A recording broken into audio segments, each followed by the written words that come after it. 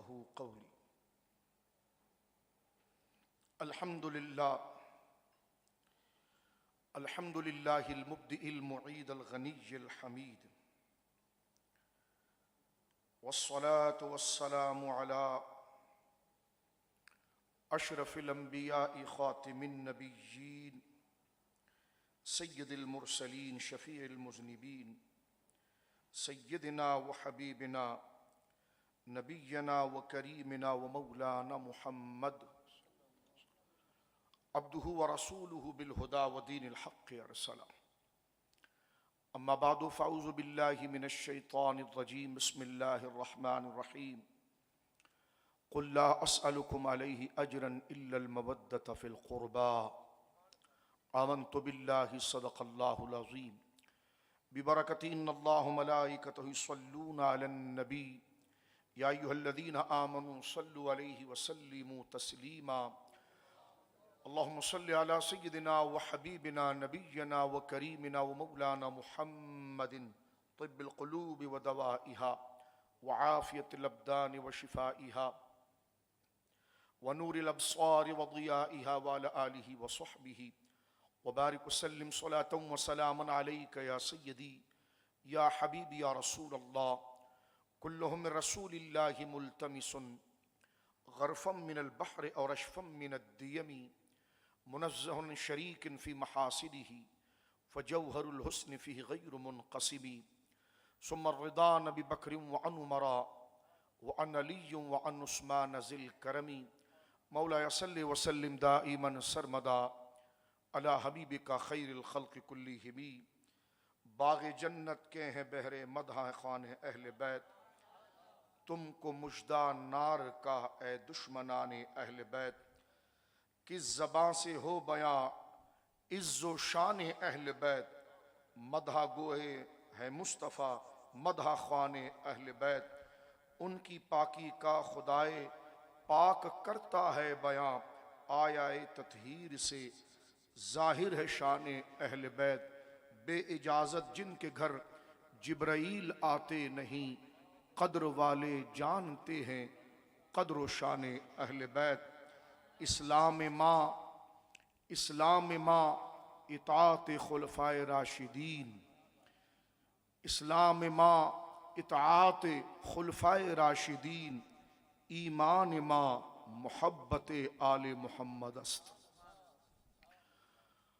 اللہ کی حمد و ثنا نبی محترم نبی معظم باعث تخلیق ارض و سما صلی اللہ علیہ وآلہ آلہ وصحبہ وبارک وسلم کی بارگاہ مقدسہ میں انتہائی محبت و عقیدت کے ساتھ درود و سلام پیش کرنے کے بعد تمام تعریف اللہ وحدہ لا شریک کے لیے ہے.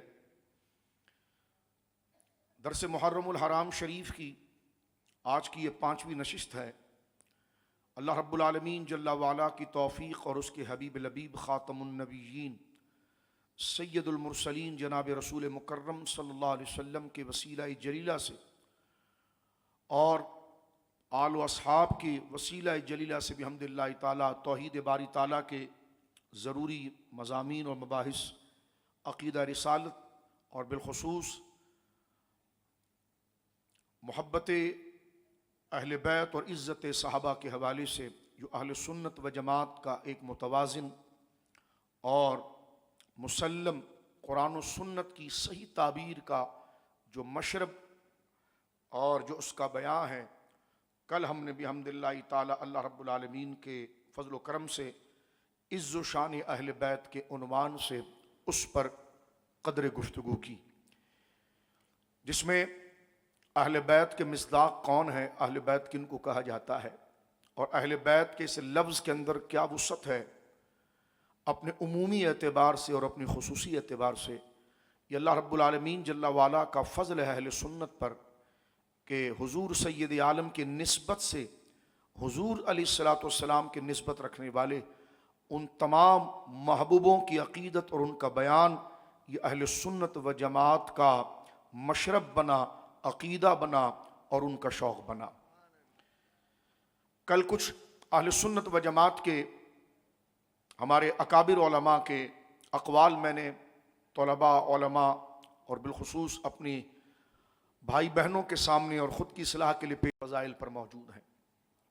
قرآن کریم کی کئی آیات اور کئی سو احادیث اور ہزارہا واقعات اہل بیت کی محبت، ان کی تعظیم ہم پر لازم، اس کا لزوم ہونے کے حوالے سے اور لازم ایمان اور فرض ایمان ہونے کے حوالے سے موجود ہیں، لیکن وہ تمام تر دلائل کو قانونی شکل کیا دی جائے اور اس کو کس درجے پر قبول کیا جائے کہ محض وہ ایک واجبی سا سلسلہ ہے، یعنی محض جائز ہے، تو ان دلائل کو ہم نے سامنے رکھتے ہوئے اکابر علماء اہل سنت نے اس بات کو ذکر کیا کہ اہل بیت اور صحابہ کرام رضوان اللہ اجمعین کی جو ذکر قرآن و سنت کے اندر آیا ہے، اس سے قانون یہ بنتا ہے کہ ان سے محبت، ان کی تعظیم، دلوں کو ان کے لیے صاف رکھنا، نیتوں کو ان کے لیے نیک رکھنا اور زبانوں کو ان کی برائیوں سے روکنا اور زبانوں کو ان کی تعریف میں لگانا، یہ محض ایک واجبی سا اور جائز ہی نہیں بلکہ یہ ایمان کے فرائض میں داخل ہے۔ آج اسی موضوع پر آیت تطہیر کے حوالے سے جو اہل سنت کا مشرب ہے کہ اس آیت کی صحیح تفسیر کیا ہے، وہ ہم نے کل آپ کے سامنے سات آیتوں کا خلاصہ جو ہے وہ ذکر کر دیا کہ اہل بیت سے متعلق جو آیت تطہیر ہے، انما یرید اللہ لیذھب عنکم الرجس اہل البیت ویطہرکم تطہیرا، یہ آیت کا مطلب کیا ہے؟ پڑھتے ہیں سب ہیں، آیت تطہیر کا ذکر ہوتا ہے، لیکن اس کی علمی شکل کیا ہے؟ تو بحمداللہ تعالی درس محرم الحرام میں کل کی نشست میں اللہ نے یہ شرف عطا فرمایا کہ جو اس کا اصل مقصد ہے تفاسیر کے ساتھ اور امت کے اجماع کے ساتھ ہم نے پڑھا۔ آج الحمدللہ حضرات اہل بیت کے حوالے سے جو ہمارا موضوع قدر و شان اہل بیت، آج دوبارہ بارگاہ اہل بیت میں ہم حاضری پیش کر رہے ہیں اور ان کے شان میں یہ بڑی مشہور آیت قُلْ لَا أَسْأَلُكُمْ عَلَيْهِ أَجْرًا إِلَّا الْمَوَدَّةَ فِي الْقُرْبَى، یہ دو آیتیں خاص طور پر مقام اہل بیت، اس کے علاوہ بھی کئی آیتیں ہیں لیکن یہ دو آیتیں میرے بھائی بہنوں قرآن کے اندر بہت زیادہ اہل ایمان جب بھی اہل بیت کا ذکر کرتے ہیں تو ان دو آیتوں کو اپنا ماخذ، مستدل اور اپنا بیان بناتے ہیں کہ جناب ان دو آیتوں میں اہل بیت کی تعریف بہت بڑی ہے۔ ایک تو آیت تطہیر جس کا ذکر کل ہو گیا، اس کو دوبارہ سن لیجئے گا کہ اس کا مطلب کیا ہے، اس آیت کو کیسے سمجھا جاتا ہے۔ تو انما یرید اللہ لیذھب عنکم الرجس اہل البیت ویطہرکم تطہیرا، اور دوسری یہ آیت جو آج ہمارا موضوع سخن ہے، قُلْ لَا أَسْأَلُكُمْ عَلَيْهِ أَجْرًا إِلَّا الْمَوَدَّةَ فِي الْقُرْبَى۔ آج کی نشست میں انشاءاللہ العزیز اس آیت کی تفسیر، متوازن تفسیر بحمداللہ تعالی جو اہل سنت کا مشرب ہے، افراط و تفرید، گھٹوتی اور بڑوتی اور غلو کے ساتھ بچی ہوئی، ادھر ادھر لیفٹ رائٹ جانے کے بجائے جو اسٹریٹ اور جو اس کا بالکل بیلنس تفسیر جو قرآن کے مقصود کے مطابق ہے، انشاءاللہ العزیز آج اس کی وضاحت کی جائے گی۔ لیکن اس طرف جانے سے پہلے میں نے پہلے عرض کیا، کل بھی میں نے اپنے مقدمے میں ذکر کیا کہ اہل سنت و جماعت بحمداللہ تعالی متوازن ہیں، تعلیم کے اعتبار سے اور محبت و تعظیم کے حوالے سے بھی، اور اس پر کئی مثالیں میں نے ذکر کی ہے۔ جو نوجوان شوق رکھتے ہیں دین کا، وہ ہماری کل کی گفتگو کی تمہید کو دوبارہ سنیں اور اس کو ذرا اپنے ذہن میں بٹھائیں تو ان کو پتہ چلے گا کہ یہ صرف اصول سمجھنے سے آپ کی کئی گتیاں سلجھ جائیں گی، اور مشرب اہل سنت کو سمجھنے کے لیے اور صحابہ اور اہل بیت، کیونکہ بندہ محبت کے اندر کبھی کبھی بے لگام ہو جاتا ہے اور ایک ہی طرف نکل پڑتا ہے اور وہ دوسروں کو بھولتا ہے، لیکن شرعی محبت وہ ہوتی ہے جو عقل کے تابع نہیں ہوتی ہے یا طبیعت کا وجدان اور جذبات نہیں ہوتے ہیں، بلکہ اس کو بیلنس رکھنے کا جو میزان ہے وہ قرآن و سنت اور شریعت مصطفیٰ ہے۔ تو بحمداللہ تعالی محبت کو لگام لگانا بھی ضروری ہے، ورنہ اس کی طغیانی میں بندہ ادھر ادھر بہتا رہتا ہے، ایک کو مانتا ہے تو ایک کا انکار، کیونکہ دل ہے کبھی ادھر پلٹتا ہے کبھی ادھر پلٹتا ہے، دل کبھی ادھر جاتا ہے ادھر جاتا ہے، اور یہی سب سے بڑا امتحان ہے کہ اس کو توازن کے ساتھ رکھنا، اور اس امت کی سب سے بڑی کامیابی میں میرے بھائی بہنوں یہی ہے۔ پہلے جو امتیں گزری ہیں، جو یہود، وہ ایک ایکسٹریم پر ہیں، اور اس کے بعد جو دوسرے آئے نصارہ وہ ایک ایکسٹریم پر ہیں۔ یہ امت کی تعریف یہ کی گئی کہ یہ متوازن اور مڈل ہے۔ یہود وہ تھے کہ جنہوں نے خود اپنے ایک نبی کو مانا، باقی سب کا انکار کیا، اور کیونکہ انہوں نے بغض میں سارے نبی حضرت موسیٰ کو مان لیا، باقی کے سب کا انکار کیا، یہ بغض تھا ان کا، تو وہ بغض میں برباد ہو گئے۔ اور نصارہ عشق میں برباد ہو گئے، عشق کے بیجا میں اتنے آئے کہ حضرت عیسیٰ کو خدا کا بیٹا بنا دیا۔ اور اہل سنت وہ ہے کہ نہ نبیوں کا انکار کیا، نہ ان کو ان کے مرتبے سے بڑھایا نہ گھٹایا۔ اس لیے قرآن مجید نے اس امت کی تعریف کی کہ وَكَذَلِكَ جَعَلْنَاكُمْ أُمَّةً وَسَطًا، اور اسی طرح ہم نے حبیب تیری امت کو امت بیلنس بنایا ہے، جن کو ماننا ہے یہ سب کو مانتے ہیں، اور جس درجے میں ماننا ہے اس درجے میں مانتے ہیں۔ نہ ان میں یہود کا بغض ہے، نہ نصرانیت کا غلو ہے، بلکہ تیری امت جو قیامت تک باقی رہے گی ان میں توازن ہے۔ بغض میں انہوں نے حضرت موسیٰ کو مانا، باقی سب کا انکار کیا۔ نصرانیوں نے عشق کے اندر حضرت عیسیٰ کو خدا کا بیٹا بنا دیا۔ تو لہذا اہل سنت و جماعت لا نفرق بین احد من رسلہ، جو اللہ کے حضور سے تاج رسالت نبی بن کر تشریف لائے، ہم نے ان کی ذاتوں کو اپنی عقل اپنی مرضی سے نہیں، قرآن کے لیے لیا۔ اس لیے جب ہم پڑھتے آمنت باللہ و ملائکتہ و رسول نہیں و رسولہ، ہم سارے نبیوں رسولوں پر ایمان لاتے ہیں۔ اور جو محبت کی بھی بات آتی ہے تو محبت کا وہی توازن ہے کہ نہ ان میں الوہیت مانتے ہیں، نہ الوہیت کے وہ اوصاف جو مستقلاً استقلالاً ہے قدیماً نہ وہ مانتے ہیں، اور دوسری طرف نہ اس کو عام لوگوں کی طرح مانتے ہیں جو مسئلہ نبوت میں بشریت کے تقاضے کے اندر بیان کر دیا گیا ہے۔ آج اس آیت کریمہ کی اہمیت اور قدر کی طرف جانے سے پہلے میں چند علماء کے اقوال آپ کے پاس دوبارہ پڑھوں گا۔ کل ہم نے حضرت اعلیٰ حضرت فاضل بریلوی رحمہ اللہ کا بڑا خوبصورت جملہ، جس کو لے کر ہم کئی سو صفحے کی کتاب لکھ سکتے ہیں، اور ہمارے مرشد اعظم حضرت قبلہ امام ربانی شیخ احمد سرہندی مجدد فسانی رحمہ اللہ کے مکتوبات شریف سے اور سید المفسرین امام فخر الدین رازی رحمہ اللہ کے قول سے ہم نے بات کی ہے۔ آج اہل سنت کے علم کلام کے عظیم امام حضرت امام آجوری علیہ رحمہ کی علم کلام اور ماتریدی کلام کا شاہکار کتاب الشریعہ الشریعہ للآجوری میں انہوں نے اہل بیت کے حوالے سے جو بات کی ہے، تاکہ پہلے قانون بیان کیا جائے، سانچہ بیان کیا جائے کہ وہ تمام دلائل کس طرح فٹ آتے ہیں، میں آپ کے اسی مبارک خطبے کو شروع کر کے بات کو آگے لے جانا چاہتا ہوں۔ امام آجوری رحمۃ اللہ تعالی علیہ نے اپنے کتاب الشریعہ کے آخر میں بحث اہل بیت پر بڑی تفصیل سے کی ہے، اور آپ نے ایک چیپٹر باندھا ہے۔ میرے بھائی بہن ذرا سنیں، اس لیے کہ نشست آوارگی پر نہیں ہوتی ہے، ہماری محفل الحمدللہ علم کے تناظر کے اندر ہوتی ہے، لہذا جو بات کی جاتی ہے وہ دلائل کے تناظر میں کی جاتی ہے، تاکہ ہماری بہن اور ہمارے بھائی ہوں تو وہ محض کسی عام رشتے میں نہ رہے، بلکہ ان کا علمی لیول مکمل ہو، وہ کہیں پر بات کریں تو اہل سنت کی ترجمانی میں مضبوط بات کر سکیں۔ اسی لیے یہ ریکارڈ اور ساری چیزیں ہوتی ہیں، اور آپ کے سامنے سرائے دلائل پڑھے جاتے ہیں۔ امام آجوری علیہ رحمت کتاب الشریعہ کے اندر، اور جو حوالے دیے جاتے ہیں وہ انتہائی مستند کتاب ہے۔ دوسرے کی کتاب کا حوالہ کیوں نہیں دیتا؟ ہم نے کہا ٹائم ہی نہیں ہمارے پاس۔ ہاں، تو امام آجوری رحمہ اللہ تعالی نے علم کلام اور عقیدے کے بیان میں جو آپ کی کتاب ہے کتاب الشریعہ، اس کے آخر میں جو مباحث اور بحث اور ذکر کیا، اس میں ایک چیپٹر آپ نے باندھا ہے، باب ایجاب حب بنی ہاشم اہل بیت النبی صلی اللہ علیہ وسلم علی جمیع المؤمنین۔ یہ چیپٹر باندھا ہے کہ حضور علیہ الصلوۃ والسلام کے اہل بیت یعنی بنو ہاشم کے ساتھ محبت رکھنا یہ تمام اہل ایمان پر واجب ہے، یعنی یہ چھوٹے گا تو کوئی عمل مقبول نہیں ہوگا۔ نماز میں بھی اس کی ضرورت ہے، زکوٰۃ میں بھی اس کی ضرورت ہے، کلمے میں بھی اس کی ضرورت ہے۔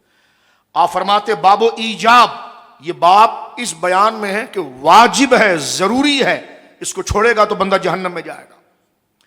ایجاب و حب بنی ہاشم اہل بیت النبی صلی اللہ علیہ وسلم علی جمیع المومنین، فرماتے ہیں کہ اب ہم بحث ذکر کر رہے ہیں اور اس کا ٹائٹل دے رہے ہیں کہ حضور سید عالم کے اہل بیت، اور اہل بیت کا ایک خاص، میں نے کل بات کی تھی آپ کے سامنے، میرے بھائی بہن اس کو سمجھ لیں کہ یہ اہل سنت کا کتنا خوبصورت نکھار ہے اور کتنی خوبصورت سمجھ ہے کہ اہل بیت کا دائرہ جہاں تک جاتا ہے اس کو عام اور خاص دونوں طرف سے مانتے ہیں۔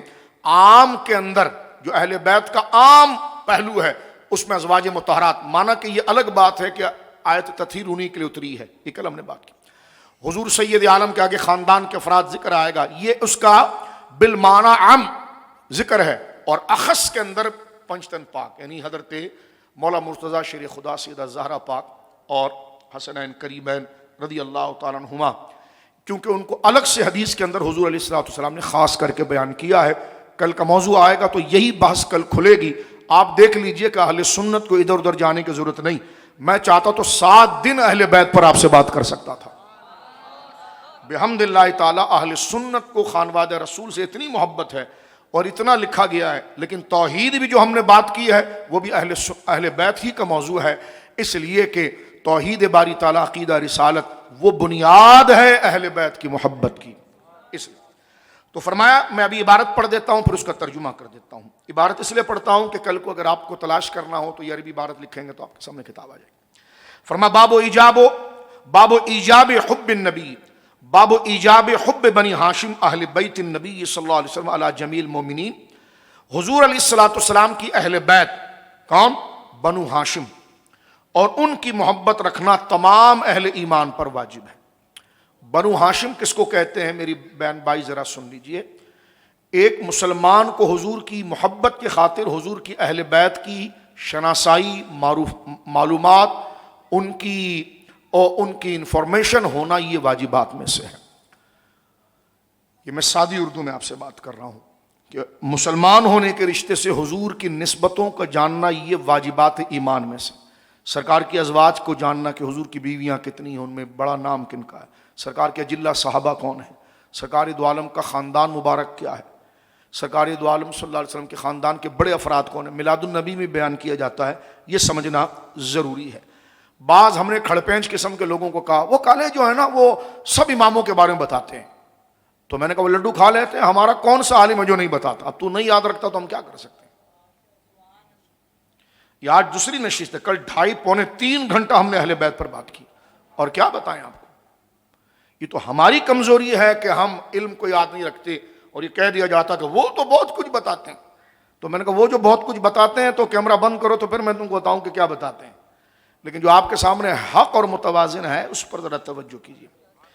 یہاں پر پھر ذرا پیچھے آئیے، آپ کے ذہنوں کے حوالے سے وضاحت کر رہا تھا. امام آجوری نے باب باندھا ہے، چیپٹر باندھا ہے کہ حضور علیہ السلام کی اہل بیت.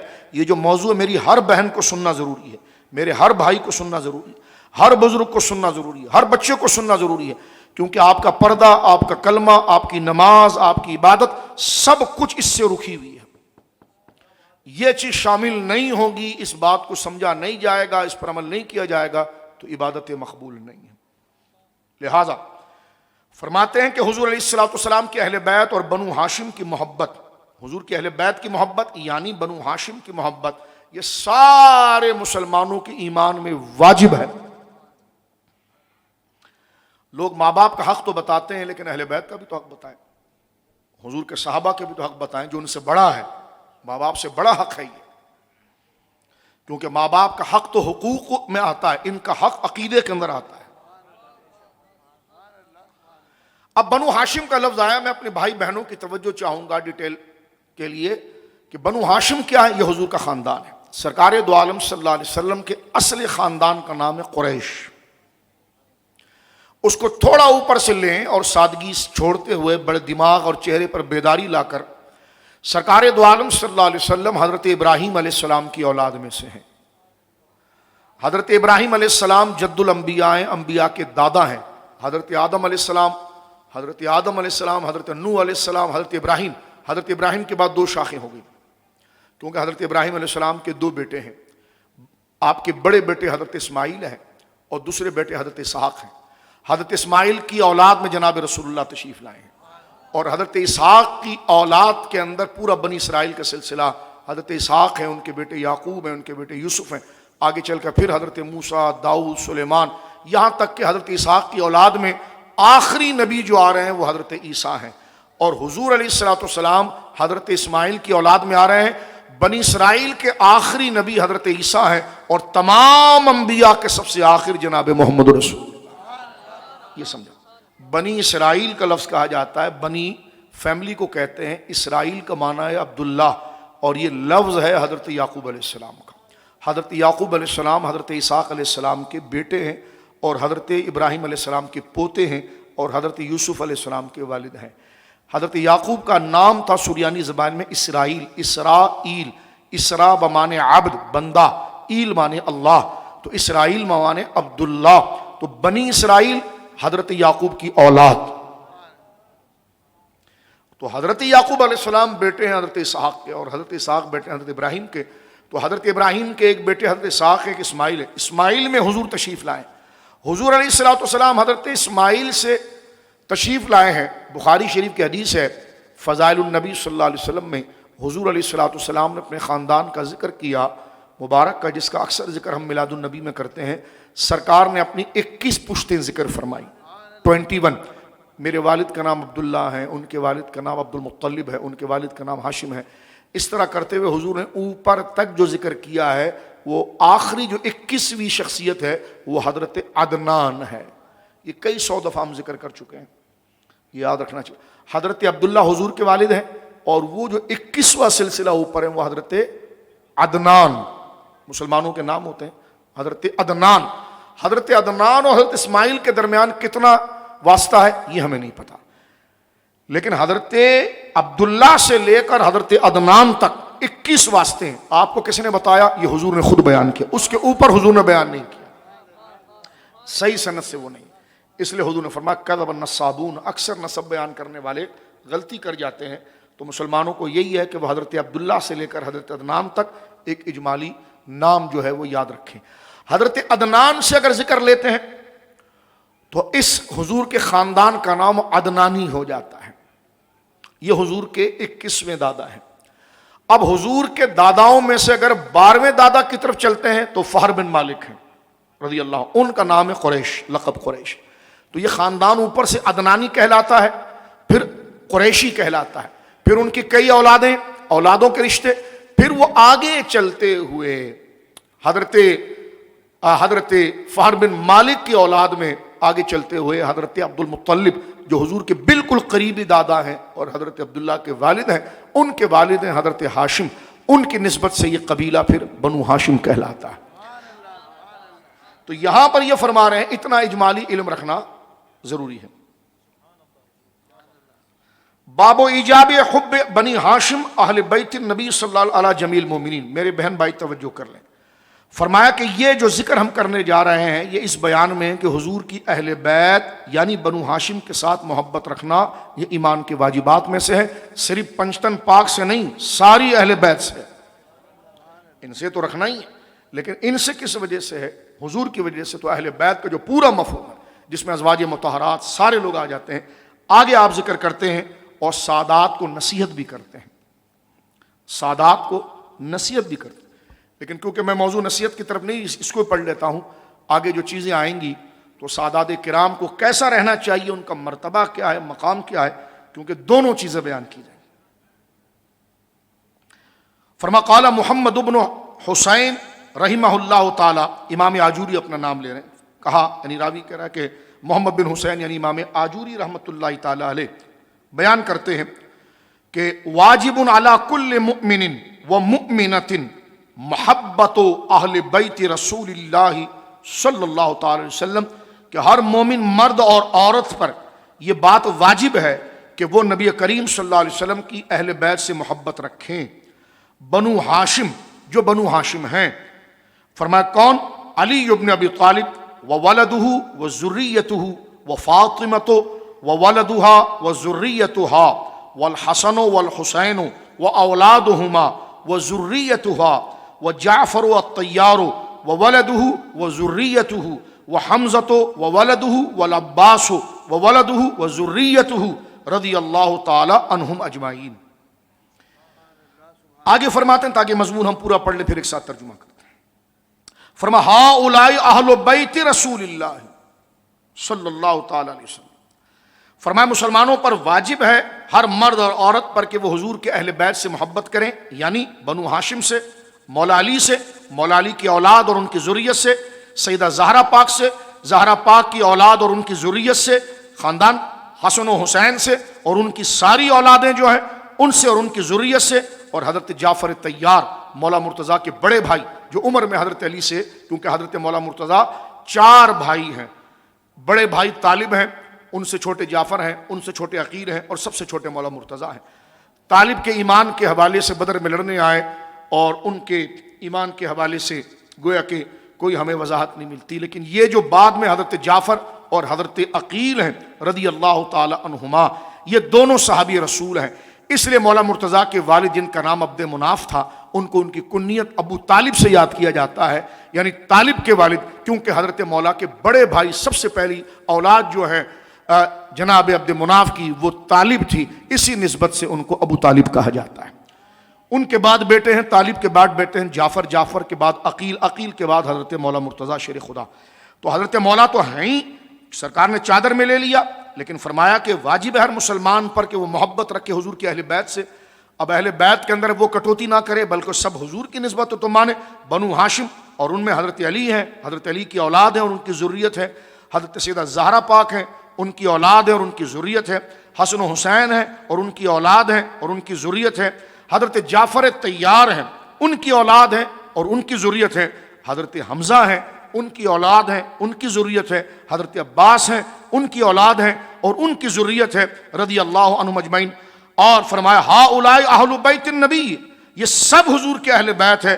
واجب علی المسلمین محبتہم و اکرامہم و احتمالہم و حسن مدارتہم، مسلمانوں پر یہ بات لازم ہے کہ ان سے محبت رکھیں، ان کا احترام کریں، ان کا خیال کریں اور ان کے ساتھ اچھا سلوک کریں۔ یہ بات آگے فرماتے ہیں والصبر علیہم، ان کے حوالے سے صبر کریں، صبر سے کام لیں، اگر کوئی ایسی بات ہو جائے تو صبر سے کام لیں۔ اور فرمایا کہ والدعاء لہم، اور ان کے لیے دعا کرتے رہیں، اہل بیت کے لیے، کیونکہ حضور خوش ہوں گے۔ اگر کوئی آپ کے بچے کو دعا کرے تو فوراً آپ کا دل اس کے لیے نرم ہوتا ہے، تو آپ سرکار کے گھرانے، سرکار کی اولاد کے لیے دعا کریں گے تو سرکار کی نگاہ کرم آپ کی طرف ہوگی۔ کتنا خوبصورت مسلک اہل سنت کا۔ فرمایا والصبر علیہم والدعاء لہم، ان کے لیے دعا کریں۔ فمن احسن من اولادہم وذریتہم، فرمایا کہ صبر کرے، ان کے لیے دعا کرے، اور ان کی اولاد اور ذریت میں جو اچھے اخلاق کے مالک ہیں۔ فقد تخلق باخلاق سلفہ الکرام الاخیار الابرار ومن تخلق منہم بما لا يحسن من الاخلاق دعی لہ بالصلاح والصیانۃ والسلامۃ وعاشرہ اہل العقل والادب بالاحسن المعاشرۃ وقیل لہ نحن نجلک ان تتخلق باخلاق لا تشبہ سلفک الکرام الابرار ونغار لمثلک ان یتخلق بما تعلم ان سلفک الکرام الابرار لا یرضون بذلک فمن محبتنا لک ان نحب لک ان تخلق بما هو اشبہ بک وہی الاخلاق الشریفۃ الکریمۃ واللہ موفق لذلک۔ فرماتے ہیں ان سے تو محبت کریں گے، لیکن آگے کیا ہے؟ آپ ارشاد فرماتے ہیں، حضرت امام آجوری علیہ رحمت اہل سنت سے خطاب کرتے ہوئے کہتے ہیں کہ ان کے لیے دعا کریں گے، حضور کی اولاد کے لیے، اور ذریت میں جو اچھے اخلاق کے مالک ہیں تو وہ اپنے نیک اور بہترین اسلاف کے اخلاق کو اختیار کیے ہوئے ہوگا، اور ان میں سے جس کے اخلاق ٹھیک نہیں ہوں گے بعد کی اولاد میں سے، تو اسے یہ بات علماء بتائیں گے اور اسے دعوت دیں گے کہ وہ بہتری اور بچاؤ اور سلامتی کی طرف آئے۔ یہ کوئی گستاخی نہیں، علماء بتائیں گے کہ آپ سید صاحب اعلیٰ نسب ہیں، آپ سے یہ ہوا، آپ اس بات کی اصلاح کریں۔ یہ امام آجوری ذکر کر رہے ہیں، اور یہی سب سے بڑی محبت ہے۔ سرکار دو عالم نہیں پوچھیں گے کہ اگر انہوں نے یہ کیا تھا تو تم میرے امتی تو تم نے سمجھایا کیوں نہیں؟ ان سے یہ کام ہوتا رہا اور اللہ ناراض ہو گیا، تو یہ تو ہماری محبت کا تقاضا ہے جب حضور کے لیے ہے۔ جب ہم اپنے بچے کو کسی گڑھے میں گرتا ہوا نہیں دیکھ سکتے تو حضور کی اولاد سے محبت تو ہمیں اپنے بچوں سے زیادہ ہے۔ کبھی اگر ان سے ایسے تساہمات اگر ہو تو جو اہل علم ہیں ان کی یہ محبت کے ساتھ ساتھ یہ بات بھی واجب ہے کہ ان کو اس بات کو سمجھائیں۔ اہل علم اور اہل ادب اس کے ساتھ اچھا برتاؤ کریں، اور ان سے کہا جائے کہ ہم یہ سمجھتے ہیں کہ آپ جیسی شخصیت کو ایسے اخلاق اختیار نہیں کرنے چاہیے جو آپ کے معزز اور نیک اسلاف اور والدین کے مشابہ نہیں ہیں، ان کا یہ کام نہیں تھا، اور ہم آپ جیسی شخصیت کے حوالے سے توقع نہیں رکھتے کہ آپ ایسے اخلاق اختیار کریں گے جس کے بارے میں آپ بھی یہ بات جانتے ہیں کہ آپ کے عزت والے اور نیکی والے جو آپ کے بزرگ ہیں وہ آپ سے راضی نہیں ہوں گے.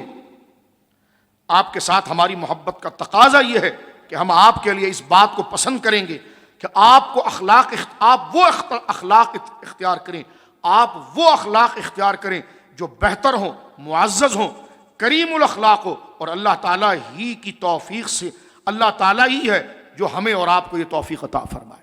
تو یہ بیلنس پوائنٹ ہے کہ ان کے ساتھ محبت کی جائے ایمان کے واجبات میں سے. اور اگر اولادوں میں سے، کیونکہ ظاہر سی بات ہے اوپر کے جو اکابر جو صحابہ اور مسلم اہل بیت ہیں ان کے لیے تو بات کرنے والا خود بد مذہب ہو جائے گا، اور کوئی شان کے خلاف روایت آئے گی تو ہم اس کو چھوڑ دیں گے، اس لیے کہ ان کی شان یہ تو بات کی اولاد ہیں جو قیامت تک چلیں گی.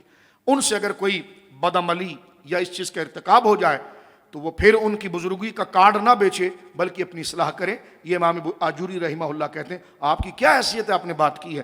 ہم نے کہا یہی حضور کی غلامی کی حیثیت ہے. جب میں اپنے بچے کو غلط کہتا ہوا غلط اخلاق کے لیے پسند نہیں کرتا کیونکہ مجھے اپنے بچے سے پیار ہے، اس کا نقصان میرا نقصان ہے، تو آپ اس راستے پر چلیں گے تو حضور علیہ الصلوۃ والسلام کا دل کتنا دکھے گا. تو میں حضور سے محبت کرتا ہوں اس لیے میں آپ کو یہ نصیحت کر رہا ہوں. کتنا خوبصورت بیلنس، اور علم اور شریعت کو فوقیت دینے والی یہ بات. تو امام بوصیری حضرت امام آجوری نے یہ بات کی ہے. ہمارے مقدمے کی پہلی بحث علم کلام اور ماتریدی کی ابحاث کے اندر یہ سب سے پہلی بات ہے. یہ بہت کم جگہ پڑھی جاتی ہے، اس لیے میں نے دیگر اور باتوں کو چھوڑتے ہوئے قانون آپ کے سامنے پڑھا ہے اور ہمارے مستند بزرگ سے پڑھا ہے کہ جو ہماری نسبت جو سادات سے ہیں، بزرگوں سے ہیں، ہم ان کے ہاتھ بھی چومیں گے، پاؤں بھی چومیں گے، تعظیم بھی کریں گے. اور اعلیٰ حضرت سے پوچھا گیا کہ جب ان سے کوئی ایسی گوئے کہ انحطاط ہو جائے اور غیر شرعی کام ہو جائے تو کیا آپ ان کی اصلاح نہیں کریں گے؟ فرمایا اصلاح کی جائے گی. بلکہ یوں سمجھ لیجیے اعلیٰ حضرت کی عبارت کا مقصد یہ ہے کہ اگر کوئی شخص چوری کرے تو اس پر شریعت مطہرہ نے اس کی چوری کی نوعیت پر الگ الگ سزائیں رکھی ہیں. تو ایسی کسی نے، کیونکہ اعلیٰ حضرت تو نشان ہی ہے، اعلیٰ حضرت فاضل بریلوی رحمۃ اللہ علیہ تو اس دور کے اندر نشان ہے صحابہ اور اہل بیت کی محبت کا. یعنی اگر کوئی کہے کہ آپ مثال پیش کیجئے کہ قرآن و سنت میں سادات سے، سیدوں سے، خانوادہ رسول سے محبت جیسی کرنی چاہیے، ہمارے قریب میں ایسے کوئی بزرگوں کا نام لو تو جہاں دیگر بڑے بڑے بزرگ ہیں ان میں ایک بڑا نام اعلیٰ حضرت کا ہے کہ جنہوں نے سیدوں کی محبت کی انتہا کو بیان کیا ہے اپنے عمل کے ساتھ. تو اعلیٰ حضرت فاضل بریلوی رحمۃ اللہ تعالیٰ علیہ سے پوچھا گیا کہ ذرا یہ بتائیے کہ جو عام لوگوں کے لیے شریعت کا حکم آتا ہے کہ اس نے چوری کر لی یا شریعت کے کوئی حد کو توڑ دیا تو اس پر تو سزائیں ہیں، اس پر تو سزا دی جائے گی اس کی تو اگر یہی غلط کام اگر سید کر لے تو پھر آپ کیا سزائیں نہیں دیں گے؟ آپ اتنی محبت کرتے ہیں. فرمایا نہیں، وہ تو ان کے نانا جان اور شریعت کا حکم ہے، وہ تو نافذ ہوگا، لیکن نیتیں ہماری سزا کی نہیں ہوں گی. نیت یوں ہوگی کہ سید صاحب کے پاؤں میں کیچڑ لگ گیا ہے اور ہم اس گندگی کو صاف کر رہے ہیں. یعنی اس نیت کے ساتھ وہ بات کی جائے گی. انشاءاللہ العزیز آگے جو بات چلے گی ہم عرض کریں گے. میں ایک بات صرف کیونکہ بات تعظیم کی چلی ہے تو یہ بات اصلاح کی آپ کو بتاؤں کہ اصلاح سادات کی کیسی ہے. اعلیٰ حضرت فاضل بریلوی رحمۃ اللہ تعالیٰ علیہ کے جل قدر خلیفہ اور شاگرد ہیں سیدی و سندی ہمارے مولا حضرت قبلہ سید محمد کچوچوی رحمہ اللہ، جن کو محدث اعظم کچوچوی رحمۃ اللہ تعالیٰ علیہ کر. کچوچا مقدسہ ہمارے آقا شیخ الاسلام المسلمین چشتی بارگاہ کی ایک بڑی درگاہ اور عالم ربانی کے علم ظاہر اور باطن کا گویا کہ ایک مرجع شخصیت حضرت سیدنا شیخ اشرف جہانگیر سمنانی سیدنا مخدوم سمنانی رحمۃ اللہ علیہ کی درگاہ شریف وہاں موجود ہے، جن سے سلسلہ مقدسہ اشرفیہ چشتیہ جاری ہوتا ہے.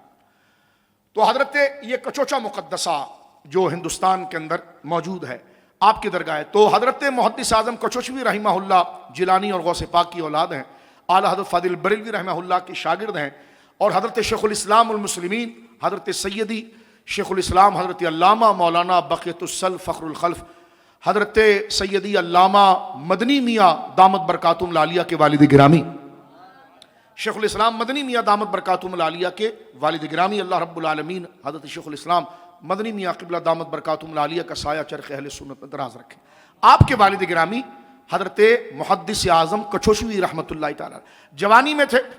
آپ آئے اعلیٰ حضرت فاضل بریلوی کا ظاہر سی بات ہے تفقہ میں طالب علم جاتے ہیں، کوئی ماہر استاذ ہو جس کتاب کے اندر اس فن میں تخصص کرنے کے لیے صلاحیت کے لیے سفر کرتے ہوئے جاتے ہیں. تو اعلیٰ حضرت کا تو فقہ کے اندر پوری دنیا میں نام تھا، تو یہاں سے چل کر وہ تشریف لے، اور ظاہر سی بات ہے آگے بات بڑھ جائے گی. اعلیٰ حضرت کا تو پورے خانوادے میں نام تھا، کیونکہ بڑے بزرگ جو اوپر آ رہے ہیں اعلیٰ حضرت علی اشرفی میاں رضی اللہ تعالیٰ عنہ وہ اعلیٰ حضرت فاضل بریلوی کے ہم اثر ہیں، جنہوں نے سرکار مفتی اعظم رحمہ اللہ، ان کے ہی شہزادے حضرت سرکار کلاں حضرت مختار اشرف رحمہ اللہ تعالیٰ ورضی اللہ تعالیٰ نور اللہ مرقدہ، جنہوں نے سرکار مفتی اعظم علیہ السلام مولانا مصطفیٰ رضا خان صاحب رحمۃ اللہ علیہ کا نماز جنازہ پڑھایا تھا. تو حضرت محدث اعظم کچشوی رحمۃ اللہ تعالیٰ علیہ اپنی جوانی کی عمر میں اپنی درسیات کو مکمل کرنے کے بعد کچھ کتابیں اور یوں سمجھ لیجئے جس کو کہتے ہیں نا کہ مشق افتاء کی مشق کرنے کے لیے کہ کسی منجے ہوئے مفتی کے پاس بیٹھ کر اس طریقے کو سمجھا جائے، تو وہ اعلیٰ حضرت کی خدمت میں آئے. خود اپنا واقعہ اب دیکھیں، اصلاح کی بات جو امام آجوری نے کی ہے، میں ایک سادہ سی مثال اپنی بہن بھائی کو بتانا چاہتا ہوں کہ دیکھیں اصلاح کس طرح ہوتی ہے. تو حضرت محدث اعظم کچشوی رحمہ اللہ کہتے ہیں کہ کیونکہ میری عمر بڑی جوانی کی تھی تو کلاس میں بھی کچھ وقت گزارا، باقی وقت ہم جناب جو ہے وہ پان کی دکان پر گئے، پان بھی کھایا، دوستوں کے ساتھ ادھر ٹہل. تو اعلیٰ حضرت نے دیکھا ہے کہ جناب کلاس کی طرف یا جس طرح محنت کی جاتی ہے سید صاحب وہاں کم نظر آ رہے ہیں، اور یہ نقصان بھی ہے کیونکہ وقت چلا جائے گا تو دوبارہ کیسے آئے گا. تو آپ نے تلامذہ سے یہ کہا، اپنے مریدوں سے یہ کہا کہ جمعے کی نماز میں جب سید صاحب شاہ صاحب یعنی محدث اعظم کچشوی سید احمد کچشوی رحمہ اللہ آ جائیں تو مجھے بتانا. اب اعلیٰ حضرت کی مسجد ہے، جمعہ اعلیٰ حضرت فرما رہے ہیں جب امام محمد رضا خطیب اور امام ہوگا تو پیچھے نماز پڑھنے والے کتنے بڑے لوگ ہیں. حضرت محدث اعظم کچشوی کہتے ہیں رحمہ اللہ میں پیچھے صف میں تھا، اعلیٰ حضرت نے نماز ختم کی، کسی نے بتایا کہ حضرت شاہ صاحب موجود ہیں، میں بالکل جوانی پر تھا. کہتے ہیں اعلیٰ حضرت فاضل بریلوی مصلی سے اٹھے، جمعے کے بعد آئے اور بھری صف میں میرے ہاتھ کو چوم لیا، ہاتھ کو بوسہ لیا. کہتے ساری صف نے دیکھ لیا کہ یہ کون نوجوان ہے کہ امام محمد رضا امام اہل سنت وہاں سے چل کر آئے ہیں اور صف میں ان کے ہاتھ کو اعلیٰ حضرت نے چوما ہے. خیر کہتے ہیں جمعہ تو ختم ہو گیا، سب کچھ ہو گیا، لیکن بہار یہ ہے کہ اب میں اگر کسی باغ میں جا کر بیٹھوں تو لائن لگ جائے، سب میرے ہاتھ چومنے لگ جائیں. میں کسی دکان پر چلا جاؤں تو لائن لگ جائے. میں پریشان ہو گیا. حال یہ ہوا کہ باہر جانا چھوڑ دیا، اب سارا ٹائم جو ہے کہ پڑھنے پڑھانے میں رہا. یہ ہے وہ اصلاح کا طریقہ جو اعلیٰ حضرت فاضل بریلوی رحمہ اللہ نے. یہ نہیں کہ شاہ صاحب ہیں تو اب کیا کہیں، چلنے دیجئے، لیکن نقصان ہے اگر وہ علم نہیں پڑھیں گے اور یہ وقت چلا جائے گا تو یہ کس طرح ہوگا. لیکن اعلیٰ حضرت فاضل، یہ جو امام آجوری کی عبارت ہے اس کی خوبصورت تعبیر اعلیٰ حضرت فاضل بریلوی رحمہ اللہ کے اس عمل میں نظر آتی ہے. آگے چلتے ہیں کہ اہل بیت کی محبت کیوں واجب کی گئی ہے. آج کا درس بھی، کل کا درس بھی، آنے والا بھی زندگی رہے گی تو انشاءاللہ اسی مقام و عظمت کو بیان کریں گے، اپنی سانس تک انشاءاللہ بیان کریں گے. اللہ یہ ذکر ہمارے لیے نزا کے وقت تک رکھے، نزا کے وقت تک رکھے. سرکار امام ربانی کے والد حضرت شیخ عبد الاحد چشتی رحمۃ اللہ تعالی علیہ، امام ربانی کے والد گرامی رحمہ اللہ، حضرت مولانا عبد القدوس گنگوہی رحمہ اللہ تعالی، شیخ چشت، گنگو کے نام سے گھبرانا نہیں، یہ اللہ کے بہت بڑے ولی، وہ تو علاقے کا نام تھا نا. وہاں پر حضرت شیخ طریقہ چشت اور نظامیہ کے سلسلے کی ایک عالی درگاہ جو حضرت مخدوم سمنا یعنی حضرت خواجہ نظام الدین اولیاء رحمہ اللہ سے مخدوم سمنا سے ہوتے ہوئے یہ سہارنپور کے علاقے ضلع گنگوہ کے اندر ایک چشتی سلسلے کے بڑے بزرگ موجود ہیں. حضرت سیدنا شیخ المشائخ شیخ عبد القدوس گنگوہی رحمۃ اللہ تعالی علیہ، آپ کے والد گرامی یعنی امام ربانی کے والد گرامی رحمہ اللہ تعالی مرید ہونے کے لیے ان کے پاس پہنچے تھے. سرکار شیخ المشائخ شیخ عبد القدوس گنگوہی چشتی رحمۃ اللہ علیہ نظامی کے پاس، انہوں نے فرمایا تم نے کتابیں پڑھی ہے، درس نظامی پڑھا ہے کیا؟ نہیں. فرمایا جاؤ پڑھ کر آؤ. تو عمر میں وہ بڑے ضعیف تھے، تو امام ربانی کے والد نوجوان تھے، ان کو یہ خدشہ لائق ہوا کہ میں آؤں، زندگی موت کا تو کسی کا نہیں پتا، لیکن مجھے نہیں پتا کہ میری حضرت سے ملاقات ہو نہ ہو. تو حضرت نے خود فرمایا میں نہ ملوں تو میرا بیٹا رکن الدین میری گدی پر ہوگا، تمہارا حصہ اس کے پاس ہوگا. حضرت شیخ احمد سرہندی امام ربانی مجد الفسانی رحمۃ اللہ تعالی علیہ کے والد گرامی کہتے ہیں کہ میں نے درسیات مکمل کیا، علم میں پورا عبور کیا، اور پڑھنے کے جب میں بات پہنچا تو حضرت شیخ عبد القدوس گنگوہی رحمہ اللہ اپنی مزار مقدسہ میں تشریف لے گئے تھے، اور شیخ رکن الدین جو آپ کے شہزادے شیخ المشائخ وہ موجود تھے. تو ان سے خلافت سلسلہ چشتیہ میں حضرت امام ربانی کے والد گرامی کو ملی، اور امام ربانی رحمۃ اللہ علیہ جہاں سلسلہ نقشبندیہ میں خواجہ خواجگان حضرت خواجہ باقی باللہ رحمہ اللہ سے سلسلہ نقشبندیہ میں اجازت لیتے ہیں، تو سلسلہ چشتیہ میں اپنے والد گرامی شیخ عبد الاحد چشتی رحمہ اللہ جو آگے سلسلہ نظامیہ اشرفیہ آ رہا ہے وہاں سے اجازت لے رہے ہیں. جب ان کا انتقال ہوا، یہ ڈیٹیل اس لیے بتایا کہ جب امام ربانی کے والد گرامی کا انتقال ہوا، انتقال کا وقت قریب آیا، کس کے والد ہیں؟ اللہ اکبر، کس کے مرشد ہیں؟ اس عظیم ہستی کے مرشد ہیں جن کے بارے میں اقبال نے کہا کہ ہند میں وہ سرمایہ ملت کا نگہباں اللہ نے کیا جس کو بر وقت خبردار۔ شیخ المشائخ امام ربانی مجدد الفسانی رحمہ اللہ کہتے ہیں کہ میں اپنے والد کے قریب تھا، اور جب میں اپنے والد کے قریب تھا تو میرے والد گرامی نے مجھ سے کہا کہ بیٹے احمد، مجھ پر بار بار یہ واردات ہوئی ہے کہ اگر ایمان کی لذت لے کر دل میں جانا چاہتا ہے تو ذکر فاطمہ کر، ذکر علی کر، ذکر حسن کر، ذکر حسین کر۔ تو یہ اہل سنت کے وہاں ایمان کی دلیل۔ اچھا، یہ تو میں نے ایک اور واقعہ آپ کے سامنے پیش کیا، لیکن عقل یہ کہتی کہ ان کی محبت سے ہمارا کیا سروکار، کیوں ہم پر لازم کیا گیا؟ ایک تو یہ جنت میں لے جانے کی دلیل ہے، دوسرا یہ ہے کہ حضور علیہ الصلوۃ والسلام، بڑی توجہ سے یہ لائن میرے بہن بھائی مجھ سمیت سن لیں، حضرات اہل بیت، حضور کی امت کو ان سے محبت، حضور کی اولاد اور خاندان سے محبت، اس لیے اس کا سبق دیا گیا ہے کہ حضور کی اولاد کی محبت سے ان کا کردار امت کے اندر آئے اور شریعت کی پابندی امت کے لیے آسان ہو جائے اور متبع شریعت ہو جائے۔ کھچڑا بھی بنائیں، شربت بھی بانٹیں، یہ سب جائز ہے، لیکن عشاء پڑھی تھی، اس کا بھی خیال کریں۔ ان کی محبت کا مقصد ہے کہ ان کی محبت کے ذریعے شریعت کے مشکل مسئلے ان کی محبت کی وجہ سے آسان ہو جائیں، کیونکہ مشکل کام محبوب کی وجہ سے آسان ہو جاتا ہے۔ ہم کوئی کام کرنا چاہتے ہیں، اس کام پر اگر کسی نے کوئی کام نہ کیا، اس کا کوئی نمونہ، کوئی مثال، ایگزامپل نہ ہو تو وہ کام کرنا مشکل ہوتا ہے۔ اب چاہے شہادت ہو یا وقت کے یزید کے سامنے آواز بلند کرنا ہو، بہت مشکل کام۔ ایک ڈان بیٹھا ہوا ہو کرسی کے اوپر، ساری ریاست کا کنٹرول اس کے ہاتھ میں ہو، اور اللہ کے دین کے خلاف بکواس کر رہا ہو، تو ایک عام حسینی حضور کی اس بیٹے کی محبت میں جس نے کربلا والوں کو پڑھا ہے، اس میں یہ جرت آ جاتی ہے کہ سب سے پہلے اللہ رسول کا حق ہے، تو مجھے چاہے مار ڈال، پھانسی پر ڈال دے، میرے خلاف تو سزائیں اور حکومت میں جو کر دے، تو چاہے میرے ٹکڑے ٹکڑے کر دے، لیکن میں شریعت کے خلاف جو تو بات کر رہا ہے تیری زبان کھینچ دوں گا، تیرا راستہ روکوں گا۔ کرے تو بڑا کمزور سا آدمی ہے، تجھے اور رسول کی شریعت کتنی حیا کیسے آ گئی کہ حسین کو پڑھ کر آ گئی، علی کو پڑھ کر آ گئی ہے۔ یہ سنیے میرے بچوں، میرے بھائیوں، میرے بزرگوں، میری بیٹیوں، بہنوں، ماؤں، ان کو پڑھا ہے۔ سیدہ زہرا کو کیوں پڑھا جاتا ہے؟ سیدہ زہرا پاک کی نیازیں کری جاتی اس لیے کہ ہماری بہنوں کو وہ حیا نصیب ہو، وہ شرم آئے کہ ان کو کیا پسند تھا۔ آج تو حال یہ ہے کہ ہم اپنی بچیوں کا نام فاطمہ، زہرا، عائشہ، کتنا مقدس نام، اور یہی رکھنا چاہیے۔ آج بچے پیدا ہو جاتے ہیں، نام لے کر آتے ہیں، تو میں نے کہا پہلے کس افلاطون زبان کا یہ بتائیے۔ کہتے نہیں ہمارے گھر میں آمنہ نام کی بہت بچیاں ہیں، زہرا نام کی بہت بچیاں، فاطمہ نام کی، تو میں نے کہا ایک اور رکھ لو۔ جب میدان محشر میں اعلان ہوگا تو کسی ایرے غیری کے نام سے نہیں، جب فاطمہ کا باپ کہہ کر اٹھایا جائے گا تو فرشتے تجھے گھسیٹیں گے تھوڑی۔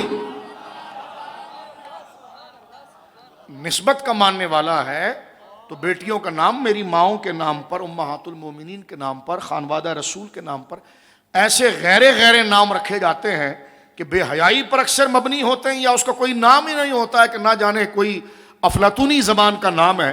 لیکن آگے چلتے نام تو یہ رکھنا چاہیے، لیکن نام رکھا تو ان کی تربیت کیسے کی؟ نام رکھنے کا مقصد کیا تھا؟ نام بچے کے، کسی کے گھر اولاد پیدا ہوتی ہے، بیٹا یا بیٹی، وہ علماء کے پیچھے بھاگنا شروع کر دیتا، کوئی نام دے دیں، کوئی نام دے دیں، تاکہ وہ چاہتا ہے کہ کوئی نام عزت والا ہو۔ تو وہ عزت والا نام صحابہ کا نام، اہل بیت کا نام، اولیاء کا نام، صالحین کا نام، ازواج مطہرات کا نام، پاک بیویوں کا نام وہ رکھتا ہے۔ رکھنے کی وجہ کیا ہے؟ کہ یہ نام مجھے حیا دلائے کہ میری بیٹی کا نام یہ، میرے بیٹے کا نام پاکیزہ نام یہ ہے۔ تو بندے کو کوئی نہ کوئی تو ایک حیا اور شرم کے لیے یاد چاہیے کہ میں کون ہوں، کیا ہے، تو وہ نام اس کو بے حیائی سے بچاتا کہ ہے عبداللہ، کام شیطان والے کر رہا ہے عبد الرحمن، کام شیطانوں والے کر رہا ہے۔ نام زہرا ہے، فاطمہ ہے، عائشہ ہے، آمنہ، نام کیا کر رہے ہو؟ تو یہ نام تربیت کے لیے ہوتے ہیں، جس طرح یہاں پر بات کی جائے۔ یہ اہل بیت کی محبت ان کے ناموں سے نسبت کیا ہے؟ ایک تو یہ جنت میں لے جانے کا ذریعہ ہے، لیکن جنت میں لے جانے کا ذریعہ جب ہے کہ جب اس کو ہم قبر تک لے جائیں، اور قبر تک لے جانے کی پہلی مشق یہ ہے کہ جو عمل جو ان کو اچھا لگتا تھا وہی ہمیں اچھا لگنے لگ جائے۔ جو ان کو پسند تھا پوری زندگی، جن ان مبارک ہستیوں نے، اہل بیت نے، صحابہ نے جس عمل سے، جس بولی سے، جس لباس سے، جس اخلاق سے انہوں نے گویا کہ اس سے نفرت کی ہے، وہ نفرت ہمارے اندر آنی چاہیے۔ تو لہٰذا اہل بیت کی محبت کی اصل وجہ یہ ہے کہ ان کا کردار ہمارے اندر آ جائے، نام حسنین کے نام پر ہو، نام ائمہ اہل بیت اور صحابہ کرام کے نام پر ہو، لیکن کردار فساق کا ہو، العیاذ باللہ۔ یا یوں سمجھ لیجئے کہ جناب ذکر اہل بیت حسین ابن علی کا ہو لیکن نظام یزیدیت کا ہو تو ہم ایسے نظام میں شریک نہ ہو۔ خدا سے یہ کہیں یا اللہ اگر تختہ پلٹ نہ سکے کم سے کم اس یزید کی ہم نے تعریف نہیں، اس یزید کی ہم نے تعریف نہیں، یہ جرت، کیونکہ حسین نام بھی اور کردار بھی ہے۔ حسین اس ایک فکر کا نام ہے کہ وہ سچ ہی کو لے گا، جھوٹ کے قریب نہیں جائے گا، وہ حیا ہی کی طرف رہے گا، بے شرمی کی طرف نہیں جائے گا، وہ اللہ اس کے رسول ہی کی بات کو مانے گا چاہے اس کے لیے اس کی گردن کیوں نہ کٹ جائے۔ اور یزید ایک بدترین اور فسق کی فکر ہے کہ وہ کبھی حق کی طرف نہیں آئے گا، وہ رب کے حقوق کو پیچھے چھوڑے گا اور بدکرداری کی طرف آئے گا۔ تو میں اور آپ ذکر اہل بیت کر رہے ہیں جو شرف سے خالی نہیں ہے، لیکن کیا حسینیت، وہ پاکیزگی، شریعت کا احترام ہم پر آیا؟ بوڑھے ہو جاتے ہیں، کہتے میں ایک جگہ دعا کرنے گیا، ضعیف سے تھے، اللہ ہمارے حال پر بھی رحم کرے، ان کے حال پر بھی رحم کرے، انتقال کر گئے، اب بالکل ضعیف ہے، تازہ انہوں نے داڑھی شیو کرائی ہے، مجھے کہنے کہ دعا کریں، میں نے کہا پہلے توبہ کر کے آپ داڑھی کی نیت کریں، یہ ہندوؤں والا منہ لے جاؤ گے کر۔ جناب رسول کریم صلی اللہ علیہ وسلم نے کیا فرمایا کہ ہمارے اور کفار کے درمیان جو فرق والی چیز ہے وہ نمازیں، ان میں آگے چل کر یہ بھی کہ مونچھوں کو پست کرنا اور داڑھیوں کو بڑھانا، تو کم سے کم لوگ کہے واہ بھائی بڑی داڑھی رکھ لی، تو کہا نا کربلا والوں کا ماننے والا ہوں اور وہی سب سے حسین تھے اور کامل تھے، تو مجھے سمجھ میں آ گیا یہ منڈانا تو کوئی یہودیوں کا کام ہے لیکن چہرہ ایسا بنانا حسینیوں کا کام ہے۔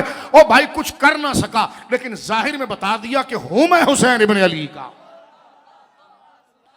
اتنی شرم مجھے اور آپ میں ہونی چاہیے اپنے لباس کے ذریعے، اپنے چہرے کے ذریعے، اس سے زیادہ کیا بات کی جا سکتی۔ تو میں آپ کی خدمت میں بات عرض کر رہا تھا کہ اہل بیت سے محبت کی وجہ میری بہنوں اور میرے بھائیوں، وہ وجہ یہ کہ وہ کردار ہمارے اندر آئے، بولو انشاءاللہ آئے گا۔ نمازوں کی پابندی ہے، شریعت کی پابندی ہے، پردے کی پابندی۔ ایک ضمناً مسئلہ عرض کر کے پھر آگے کے حوالے کی طرف میں چلتا ہوں۔ ایک جگہ میں نکاح پڑھانے کے لیے گیا تو وہاں پر حال یہ کہ بچوں کو آج کل ایک فیشن چل پڑا ہے کہ جو بچیاں ہیں، چھوٹی بچیاں، ان کے آستینیں نہیں ہوتی ہیں، اس طرح کے کپڑے ان کی مائیں ان کے لیے بناتی ہیں، اور کبھی یوں ہوتا ہے کہ جناب وہ بچی کا بطن پیٹ بھی نظر آ رہا ہو، چھوٹی بچی 2 سال 3 سال کی، ٹھیک ہے نا، وہ جناب جو ہے کہ جہاں ہم نکاح پڑھانے گئے تو بچیاں گھوم رہی تھی، تو مجھے دیکھتے ہوئے کراہیت آئی، تو میں نے ایسی اس بچی سے پوچھا نام کیا ہے، تو بچی چھوٹی تھی، 2-3 سال کی، 3-4 سال کی تھی یا 5 سال کی ہوگی، تو وہ سمجھ نہیں پائے، تو اس کے ابا داڑھی والے تھے، وہ کھڑے تھے، انہوں نے کہا نام ان کا نام، میں نام نہیں لینا چاہتا، بڑا بزرگ نام، اہل بیت کے اعلیٰ گھرانے کا نام، مجھے ڈر لگ رہا ہے، نام تھا، تو میں نے اس کے باپ کی طرف دیکھا، میں نے کہا نام دیکھ اور اس بچی کا لباس دیکھ، نام تو نے ایسا رکھا ہے جیسے کوئی ہندوؤں، یعنی لباس ایسا پہنایا جیسے کوئی ہندوؤں والا نام ہوگا، شریعت کو پاؤں تلے روندنے والے کسی بدکار کا نام ہوگا، لیکن نام نے اہل بیت کی ان پاک ہستیوں کا لیا ہے کہ جو میدان محشر میں آئے تو نظریں سب جھکا دیں گے۔ تو آپ نے نام ایسا رکھا، لباس یہ ہے، تو مجھے ہنس کر کہنے لگے مولوی بن کر بہت بڑے، میری تو بچی چھوٹی ہے شاہ صاحب اور مولانا صاحب، یہ مکلف تو نہیں ہے، شریعت کے احکام اس پر تو نہیں آئے۔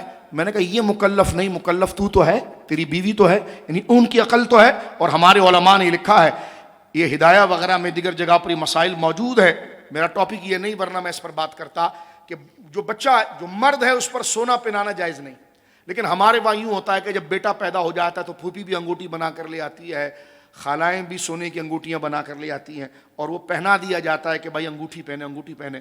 ہمارے علماء نے لکھا کہ بیٹا ہو اس کو انگوٹھی سونے کی نہیں پہنائی جائے گی۔ کہا گیا جو وہ تو بچہ ہے، کہ پہنانے والا تو مکلف ہے، پہنانے والا تو جس پر شریعت کے احکام آ رہے ہیں۔ تو یہ بات یہاں پر ختم کر کے آگے چلتے ہیں کہ اہل بیت سے محبت واجب ہے، لیکن اس محبت کی وجہ کیا ہے میرے بزرگوں بھائیوں؟ کہ ان کے ذریعے شریعت پر عمل ہمارے لیے آسان ہو جائے۔ یار نماز نہیں پڑھی جاتی، حسین ابن علی نے کربلا میں نماز پڑھ لی، تلواروں کے سائے میں نماز پڑھی۔ غازی عباس نے تلوار کے سائے میں نماز پڑھی تو بندے میں جرت آتی، شیطان کو ادھر دھکیلتا ہے، چادر ادھر پھینکتا ہے، سردی بھی ہو تو ٹھنڈے پانی سے وضو کر کے آتا ہے۔ کسی نے کہا یار بڑی مردانگی دکھائی، کہا میں تو پرزا تھا، لیکن کربلا والوں کو سنا تو نیکی کی مجھ میں ہمت پیدا ہو۔ یہ سمجھ لیجیے میری بہنیں اور بھائی، اور اللہ مجھے سب کو توفیق دے کہ ان کی محبت کی بنیادی وجہ ہے کہ پیروی شریعت پر چلنے والی بات پر ہمیں ہمت آ جائے۔ ہم شریعت کے بڑے مولوی بن گئے ہو، بڑے ملا بن رہے ہو، تو میں نے کہا امام حسین کون تھے؟ اپنے وقت کے سب سے بڑے عالم تھے، سب سے بڑے عالم تھے۔ صوبوں کے اندر تم سیدوں کی اولاد بن کر چیف بنے ہوئے ہو، یہ جو شہر برباد ہو رہا ہے شاہ صاحب ایک ایک پکڑے جاؤ گے۔ سید کو جس طرح اجر زیادہ ملے گا پھینٹی بھی اتنی زیادہ لگے گی۔ تو ہماری اسمبلیوں کے اندر تو اے سے لے کر زی تک سب سید ہیں، ہم کوئی توہین نہیں کر رہے، لیکن ہم آپ کے چاہنے والے اور بتا رہے ہیں ہو سید۔ اور سندھ اور تھر اور کراچی جو ایک اس وقت گویا کہ مونجو دوڑوں کا نظارہ پیش کر رہا ہے، جو تم کھا رہے ہو حرام اور صرف نظر کر رہے ہو، اور تو بعد میں پکڑے جائیں گے تمہارے ناموں کا اگر سید پڑا ہوا ہے۔ اللہ کو کیا بیان کرے، تمہیں ہمت ہوگی کہ مولا علی کے سامنے جا سکو گے؟ تم حسین ابن علی کی اولاد ہو کہ حسین ابن علی، یہی تو سارا کام یزید نے کیا تھا جو تم کر رہے ہو کہ اقتدار کا ناجائز حال لینا اور ہر حرام کام کو ترجیح دینا۔ تو حسین ابن علی رضی اللہ عنہ کی اولاد کہلا کر اس کو داد و تحسین لینا، تو یہ بات وہی ہے جو یہاں پر امام آجوری نے کہا ہے کہ اگر ان کی اولادوں سے کوئی بات ایسی ہو جائے تو ان کو سمجھایا جائے کہ آپ کے بزرگوں کا یہ طرز نہیں تھا، ان کا یہ حالت نہیں تھا۔ اس لیے تو لہذا ان کی محبت کی وجہ کیا ہے کہ ہمارے لیے احکام شریعت پر عمل کرنا آسان ہو۔ شریعت پر عمل کرنا، تو جن کی داڑیاں نہیں وہ داڑیوں کی نیت کر لیں، یہ منافقت ختم، ہمت کر کے کرنا ہے۔ اور اس ہمت سے کیوں نہیں، جیسا چہرہ حسین ابن علی پاک کا تھا، جو ادائیں ان کی تھی، کوئی مذاق اڑائے تو کہنا یہی تو یزیدیت تھی۔ بھائی جس کا ماننے والا ہوں ایسی پتنگ بھالا بلہ فلانا شیر تتر تیر، اس کے سارے نشان تو لے آیا، جو دنیا میں بربادی کے علاوہ کچھ نہیں تھا نہیں لایا، تو اس کا نشان نہیں لایا جس نشان سے اللہ قبر و حشر میں صرف اس نشان کی وجہ سے گناہوں کو معاف کر دے گا۔ اللہ رب العالمین مجھے اور آپ کو عمل کی توفیق عطا فرمائے۔ آگے چلنا چاہتے ہیں میرے دوست بزرگوں، میرے سامنے اس وقت علامہ علاء الدین علی بن حسام الدین یعنی امام الہندی، جن کی مبارک کتاب کنز العمال ہے، اس میں آپ نے امام حسن مجتبی رضی اللہ تعالیٰ عنہ سے یہ قول مبارک نقل فرمایا کہ اہل بیت اور صحابہ سے محبت اور تعلق کتنا ضروری ہے۔ یہ دو اقوال، تین چار اقوال پیش کر کے میں آگے بڑھنا چاہ رہا ہوں تاکہ آپ کو یہ پتا چلے کہ جو تشریح ہم قرآن کی آیت کر رہے ہیں وہ مرضی سے نہیں کر رہے ہیں، اس لیے ہم پہلے قانون پڑھ رہے ہیں آپ کے سامنے کہ امت نے آج تک اہل بیت اور صحابہ سے متعلق جو ذکر آیا ہے اس کو یہ سمجھا ہے اور اس سے یہ قانون بنتا ہے۔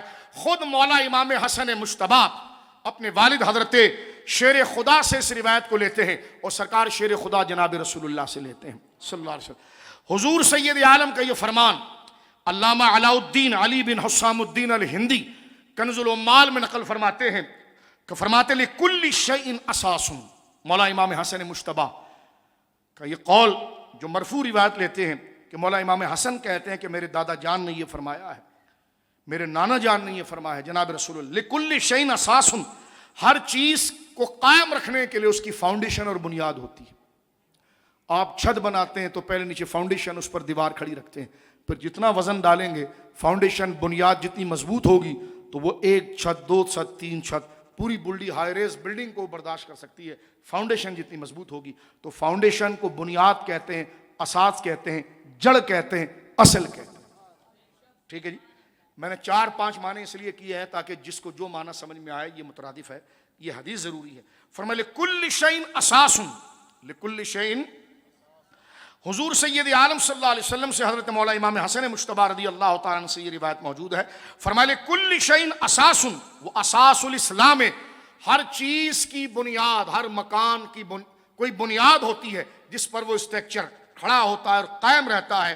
حضور فرماتے وہ اساس الاسلام، اسلام کس بنیاد پر کھڑا ہے، اسلام کس اسٹرکچر، اسلام کا اسٹرکچر جو ہے وہ کس بنیاد پر، کس فاؤنڈیشن پر کھڑا ہے، کس بنیاد پر فرمایا؟ فرمایا حب اصحاب رسول اللہ و حب اہل بیتہ، میرے صحابہ اور میری اہل بیت سے محبت پر کھڑا ہے۔ اور یہ اللہ کا فضل ہے کہ یہ اللہ رب العالمین نے اہل سنت کو عطا فرمایا۔ صحابہ کی محبت اور اہل بیت کی محبت یہ بنیاد ہے کس کی؟ اسلام کی۔ لہذا جو لوگ صحابہ پر تنقید، کلپ اس نے کیا، عمر نے کیا، ابو بکر، تو وہ بنیاد کو ہلا رہے ہیں۔ اور جب بنیاد میں بم فٹ کر دیا جائے تو پھر پوری عمارت کے پرخچے اڑ جاتے ہیں۔ سنی سب کچھ کھو سکتا ہے لیکن صحابہ اور اہل بیت پر بات آ جائے اس کو گوارا نہیں کرتا۔ سنی کیوں بپھرتا ہے ان پر؟ اس لیے کہ سنی جانتا یہ بات ابو بکر اور عمر کی کر رہا ہے لیکن نام ان کا لے رہا ہے لیکن بنیادوں کو برباد کر رہا ہے، اس لیے کہ اسلام کی بنیاد ابو بکر ہے، عمر ہے، عثمان ہے، علی ہے۔ اس لیے ہمارے علماء نے لکھا وَيَكُفُّ عَنْ ذِكْرِ الصَّحَابَةِ إِلَّا بِخَيْرٍ۔ جب بھی ہماری اس تمام کلام کی کتابیں اگر آپ پڑھ کر دیکھیں اس میں یہ باتیں موجود ہیں۔ کل بھی میں نے آپ کے سامنے کئی اقوال پیش کیے ہیں۔ فرمایا جب بھی صحابہ کا ذکر ہو، جیسے کئی لوگ ہمارے یہاں پر ہیں، آپ پہلی دفعہ درس سن لے ہوں گے، پتہ کچھ بھی نہیں ہے، لیکن اتنا تو پتہ ہے کہ یہ ہستیاں حضور کے صحابہ ہیں یا حضور کے گھرانے کے اہل بیت ہیں، تو اس کے لیے کیا حکم ہے؟ فرمایا بڑے تو بڑے، عام آدمی بھی، عام عورت بھی، مرد عورت، فرمایا وَيَكُفُّ عَنْ ذِكْرِ الصَّحَابَةِ إِلَّا بِخَيْرٍ، وہ اپنی زبانوں کو بند رکھے گا صحابہ کے لیے لیکن کھولے گا تو تعریف میں ہی کھولے گا۔ اور کوئی بندہ اسے ٹکر جائے کہ یہ کیا جناب معاویہ نے، یہ کیا حضرت عمر نے، جھوٹی بول رہا ہوگا، بنڈر بازیاں کر رہا ہوگا، اپنی تعویل لائے گا، تو حضور نے فرمایا فوراً اس کی طرف دیکھ کر کہنا کہ لعنت اللہ علی شرکم، تیری شرارت پر خدا کی لعنت ہے۔ میں باز آیا اور میں نے کان بند کر لیے، میں حضور کی نسبت رکھنے والوں کے لیے بری بات نہ سوچ سکتا ہوں نہ بول سکتا ہوں۔ کہنے کتابوں میں لکھا ہے، میں نے کہا قرآن میں لکھا ہے، کہنے کہ نہیں کمی نے لکھا، میں نے کہا وہ بھی جہنم میں، اس کی عبارت بھی جہنم میں جائے، ہمیں اس سے سروکار نہیں۔ قرآن نے جن کے مرتبے بتا دیے ہیں تو ہم رسول اللہ کے جنت رسول اللہ، بس کچھ نہیں سننا، کوئی محقق نہیں بننا، جن کا کام ہے، جو علماء کا کام ہے وہ کریں گے۔ تیرے باپ اور تیرے ماں کی کتنی کمزوریاں ان کے جوانی کے عرصے کی ہوگی، دادیوں اور نانیوں کی ہوگی، آج اگر وہ نیک ہوگی تو سننا گوارا کرے گا، ان میں تو تھی، لیکن یہ تو وہ ہستیاں ہیں جن کو اللہ رب العالمین جل وعلا کی طرف سے ضمانت آگے عثمان غنی کے یوم پر میں نے تفصیل کے ساتھ بیان کیا۔ ان سے اگر کوئی تساہمات یا انحطاط ہوا تو رب نے اس کو ذلت شیطان سے تعبیر کیا، فرمایا یہ شیطان کا بہکاوا تھا، ان کی طرف منسوب نہیں کیا۔ یہی الفاظ انبیاء کے لیے بولیں، یہی الفاظ صحابہ کے لیے بولیں، یعنی اللہ رب العالمین جل وعلا نے، کیونکہ ان سے کام اتنا لینا ہے، تعارف ہے، تو فرمایا لِكُلِّ شَيْءٍ أَسَاسٌ وَأَسَاسُ الْإِسْلَامِ حُبُّ أَصْحَابِ رسول اللہ وَحُبُّ أَهْلِ بَيْتِهِ۔ مولا امام حسن مجتبیٰ کہتے ہیں کہ ہر چیز کی ایک بنیاد ہے اور اسلام کی بنیاد احترام صحابہ ہے اور محبت اہل بیت ہے۔ یہ قانون سمجھ لیجیے۔ تفسیر خازن میں اگر آپ آ جائیں تو ایک قول میرے سامنے تفسیر خازن کا ہے، علاء الدین علی بن محمد المعروف الخازن کیا کہتے ہیں، یہ اقوال سنتے چلیے۔ فرمایا معدت النبی صلی اللہ علیہ وسلم وکف العذا عنہ ومعدت اقاربہ من فرائض الدین وہو قول السلف۔ فرماتے ہیں کہ جناب حضور کی اہل بیت سے محبت کرنا، حضور کی صحابہ سے محبت کرنا، اور کوئی ایسی باتیں سامنے آ جائے جو کمزور ہو، اس کی تفہیم ہمیں نہیں ہے، وہ کف العذا عنہ، اور ان کی جانب سے اس چیز سے اپنی زبانوں کو روکنا، وہ معدت و اقاربہ، اور ان کی اقارب صحابہ اور اہل بیت سے محبت کرنا۔ فرما من فرائض دین ہی، یہ دین کے فرائض میں سے ہے، وہ قول السلف ہے، یہی سارے اہل سنت کی بولی ہے۔ یہاں پر کراچی کے ساتھ ایک بڑی مقدس زمین ہے ٹھٹہ شریف، جو اولیاء کا شہر ہے، بولو سبحان اللہ۔ یہ ٹھٹہ کا علاقہ جسے ہم ٹھٹہ شریف کہتے ہیں اس لیے کہ اس کی نسبت اولیاء کی وجہ سے تھی۔ وہاں پر کئی اکابر ہمارے نقشبندی سلسلے کے، قادری سلسلے کے بڑے بڑے علماء، 11ویں صدی 1174 ہجری میں وصال کرنے والے شیخ الاسلام المسلمین، اہل سنت کا نابغہ روزگار، امام الزما امام العلماء حضرت سیدنا حضرت مخدوم محمد ہاشم بن عبد الغفور ٹھٹوی رحمہ اللہ تعالی، جسے حضرت مخدوم ہاشم ٹھٹوی رحمۃ اللہ تعالی علیہ کہا جاتا ہے، بالکل مکلی قبرستان سے پہلے آپ کو بورڈ نظر آتا ہے اور آپ دائیں طرف نیچے اترتے ہیں تو شیخ الاسلام آرام فرما رہے ہیں۔ آپ کی کرامات، آپ کی بشارات کل بھی انشاءاللہ آئے گی، میں عرض کروں گا آپ کو۔ حضرت سرکار مخدوم ہاشم ٹھٹوی رحمہ اللہ تعالی امام العلماء، پکے متسلط حنفی، کشف الرین پڑھ کر دیکھیے مسئلہ رفع الیدین پر ان کے ایک بے نظیر و بے مثال کتاب۔ فقہ میں بھی بہت بڑا نام، حدیث میں بہت بڑا نام، اہل سنت کے امام۔ 11ویں صدی ہجری میں آپ نے پردہ فرمایا ہے، سندھ کے بڑے بڑے علماء، بلکہ یہاں سے جا کر مکہ مدینہ میں آپ نے علماء کو پڑھایا۔ حضرت محمد ہاشم ٹھٹوی رحمۃ اللہ تعالی علیہ، اہل بیت کی تعریف میں آپ نے پوری ایک کتاب لکھی، وسیلۃ الغریب الی جناب الحبیب۔ اس کتاب کے اندر آپ مقدمے میں ساری حدیثوں کو جمع کر کے حضور کے خانوادے، کیونکہ ہمارا موضوع اہل بیت کی محبت ہے، فرماتے ان احادیث سے معلوم ہوا کہ اہل بیت کی محبت بھی فرائض عین میں سے ہے۔ جیسے عبادات میں نماز فرض ہے، تعلیم کے بھی فرائض ہیں، اخلاق کے بھی فرائض ہیں۔ تعلیم کے بھی فرائض ہیں، اخلاق کے بھی فرائض ہیں، تعظیم کے بھی فرائض ہیں۔ اخلاق کے فرائض سچ بولنا، سچ بولنا ایسے ہی فرض ہے جیسے فجر کی نماز فرض ہے۔ شعبجات، ہم ایک فرض کو لیتے ہیں، ایک کو چھوڑ دیتے ہیں۔ فجر تو ہماری ہو رہی ہے لیکن سچ نہیں بول رہے، تو ہم نے عبادات کے فرض کو پکڑا لیکن اخلاق کے فرض کو چھوڑا، کیونکہ جس طرح کی آیت اس نماز کی فرضیت پر اتری ہے، اسی طرح کی آیت اخلاق میں سچ کی فرضیت پر اتری ہے۔ تعظیم میں متواتر اور اجماع سے مسئلہ ثابت ہے، تو فرمایا اہل بیت کی محبت، کیونکہ ہزاروں حدیثیں یار جو تواتر مانوی کے درجے پر چلی جاتی ہیں، تو فرمایا کہ جناب اہل بیت خانوادہ رسول کی محبت یہ فرائض عین میں سے ہے، اور ان سے بغض رکھنا سخت حرام ہے۔ اسی طرح صحابہ کرام کی محبت بھی فرائض عین میں سے ہے، اور ان سے بغض اور عداوت رکھنا حرام ہے۔ سبحان اللہ، یہ بیلنس آپ کو کہیں ملے گا تو نسبت رسول کی وجہ سے اہل سنت کے اندر ہی ملے گا۔ تو اس ترتیب کو بھی اگر آپ دیکھیں تو آپ کے سامنے یہ مسئلہ واضح ہو جاتا ہے۔ اب یہ اقوال کے ساتھ ہم احادیث کی طرف بڑھ رہے ہیں کہ خود قدر و شان اہل بیت کے اندر یہ مقام اہل بیت کے بیان کی جا رہے ہیں بغیر تشریح اور طلب کے، اس لیے کہ ہم اسی تعبیر اور تشریح کے قائل ہیں جہاں تک شرعی گنجائش ہوتی ہے۔ یہ نہیں ہو سکتا کہ ایک بات کو لے کر اس میں قلابے ملاتے چلے جائیں اور بات سے بات ملاتے چلے جائیں، اس میں روز کی بو آتی ہے اور بندہ بے اعتدالی اور غلوف میں جاتا ہے۔ اس لیے جو اس کا صحیح مقصد اشارے کے طور پر ہے، یہ تمام روایتوں سے پتہ چلا، کیونکہ ہم حسین بن علی کی بارگاہ میں جا رہے ہیں مولا حسین کی، تو پہلے اپنی نیتوں کو پارسا کر لیں کہ وہ گھرانہ اور وہ کیسے ہیں، کہ جب براہ راست کربلا کو ہم ڈسکس کریں گے۔ تو ابھی صرف وہ قوانین 2 جلسوں میں چل رہے ہیں، ترتیب کے ساتھ اور مقدمات کے ساتھ، یعنی الفابیٹ ہیں یہ تمام چیزیں، بنیادیں۔ میرے سامنے اس وقت طبرانی موجود ہے، طبرانی فی الاوسط، اس میں یہ روایت واضح حضرت ابو سعید خدری رضی اللہ عنہ کہ حضور نے اپنے اہل بیت کے بارے میں کیا ارشاد۔ کل ہم نے 2 حدیثیں پڑھی، حدیث ثقلین، اس میں جنہوں نے غلوف کیا اس کی نفی کی، اور حدیث ثقلین کا صحیح مقصد کیا ہے وہ کل ہم نے بتایا۔ کیونکہ ہمارا مقصد کوئی نعرہ لگوانا یا شور شرابہ نہیں کرنا تقریر میں کہ بندہ قبر میں جا کر کیا جواب دے، وہی بات کرے جتنی گنجائش شریعت مطہرہ دیتی ہے، وہی حقیقی محبت ہے، اس سے تجاوز کرنا محبت نہیں ہے، گناہ ہے۔ کل حدیث ثقلین ہم نے آپ کے سامنے پڑھی تھی، انی تارکم، وہ کہہ رہا ہے کہ جناب اہل سنت کے وہاں ثقلین نہیں پڑھی جاتی۔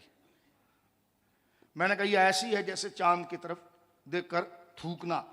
میں نے کہا شروع ہی سے تو یا تو خارجیوں کے ساتھ رہا ہوگا تو وہاں سے گرا تو رافضی میں گھس گیا، تو سنی رہا ہی نہیں ہے، ورنہ الحمدللہ ہمارے وہاں سارے سلسلے۔ بلکہ میں ایک بات عرض کرنا چاہتا ہوں، اتنا پروپیگنڈا اہل سنت کے خلاف ہوتا ہے، میں حیران ہوں، کیونکہ ہمارے وہاں تو بندہ 2 دیگوں پر بک جاتا ہے، اس کے مرکز میں 2 دیگ لے جاؤ تو کہتا ہے یہی سب سے بڑا مرید ہے، پھر وہ 2 دیگ دے کر پیر کو حملہ کر لیتا ہے۔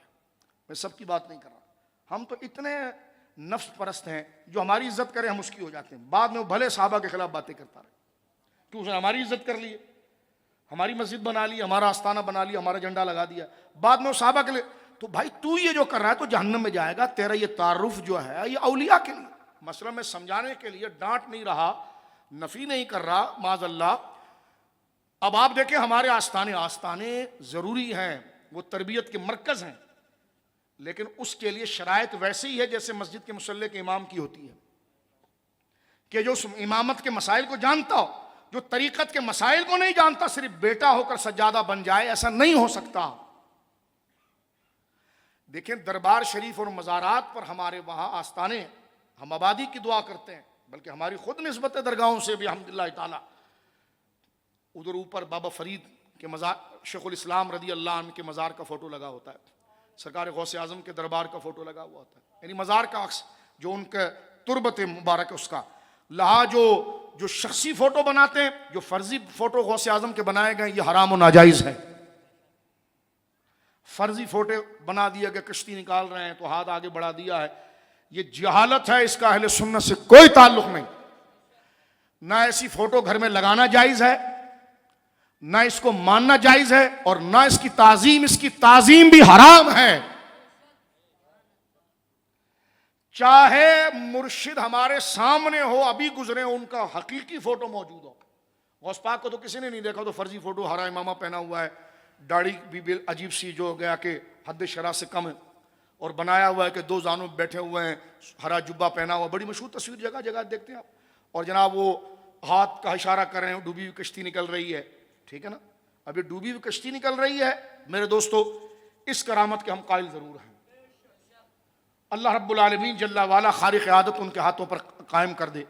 جناب جب حضرت اس کے نظائر موجود ہیں، شواہد موجود، جب آصف بن برخیہ کے لیے 3 مہینے کی مسافت پر چیز سامنے آتی ہے، اور وہ غیر نبی لا رہا ہے، او ولی لا رہا ہے، اور وہ ولی لا رہا ہے جو سلیمان علیہ السلام کی امت میں ہے، تو حضور کی امت کا ولی تو اس سے زیادہ طاقتور ہے۔ واقعہ ہوا یا نہیں ہوا یہ الگ مسئلہ ہے، لیکن شیخ عبد القادر جیلانی سے ممکن ہے، اس لیے کہ وہ اللہ کے ولی ہیں، اور اولیاء پر اللہ رب العالمین اپنی قوت باہرہ کو ظاہر کرنے کے لیے ایسی کرامت اور عزت دین کی ان کے ہاتھوں پر جاری کرتا ہے، تاکہ کوئی کنفیوژن نہ رہے۔ لیکن وہ تصویر بنی ہوئی ہے کہ ہرا امامہ شریف پہنے ہوئے ہیں، ہرا امامہ پہننا بھی جائز ہے، اس میں کوئی اشکال نہیں تھا، لیکن داڑھی جو ہے وہ حد شرع سے کم نظر آتی ہے۔ اب وہ تصویر ہے، اب تصویر کو گھروں کے اندر لگا دیا گیا، آستانوں میں لگا دیا گیا۔ پہلی بات تو یہ غوث پاک کی تصویر نہیں ہے، ٹھیک ہے۔ دوسرا یہ کہ اس کی تعظیم حرام ہے، اس کو آویزہ کرنا، تعظیم کی جگہ پر لگانا یہ بھی جائز نہیں ہے، یہ اہل سنت کا مشرب ہے۔ جو لگا رہا ہے وہ کوئی جاہل ہوگا، اس کا اہل سنت سے کوئی تعلق نہیں۔ بد مذہب بدبختی اور خدا کو کیا جواب دیں گے، جھوٹی تہمت لگاتے ہیں، ایسی ویڈیو بنا کے کہتے ہیں یہ بریلویوں کا مسلک ہے۔ میں نے کہا تیرا باپ بریلویوں کی کتابوں سے نہیں ثابت کر سکتا، اور جو بریلویوں کی کتابوں میں لکھا ہے تیرے اندر جرت نہیں کہ احمد رضا کا فتویٰ پڑھ کے بتا سکے، جھوٹ بولتے ہو۔ اعلیٰ حضرت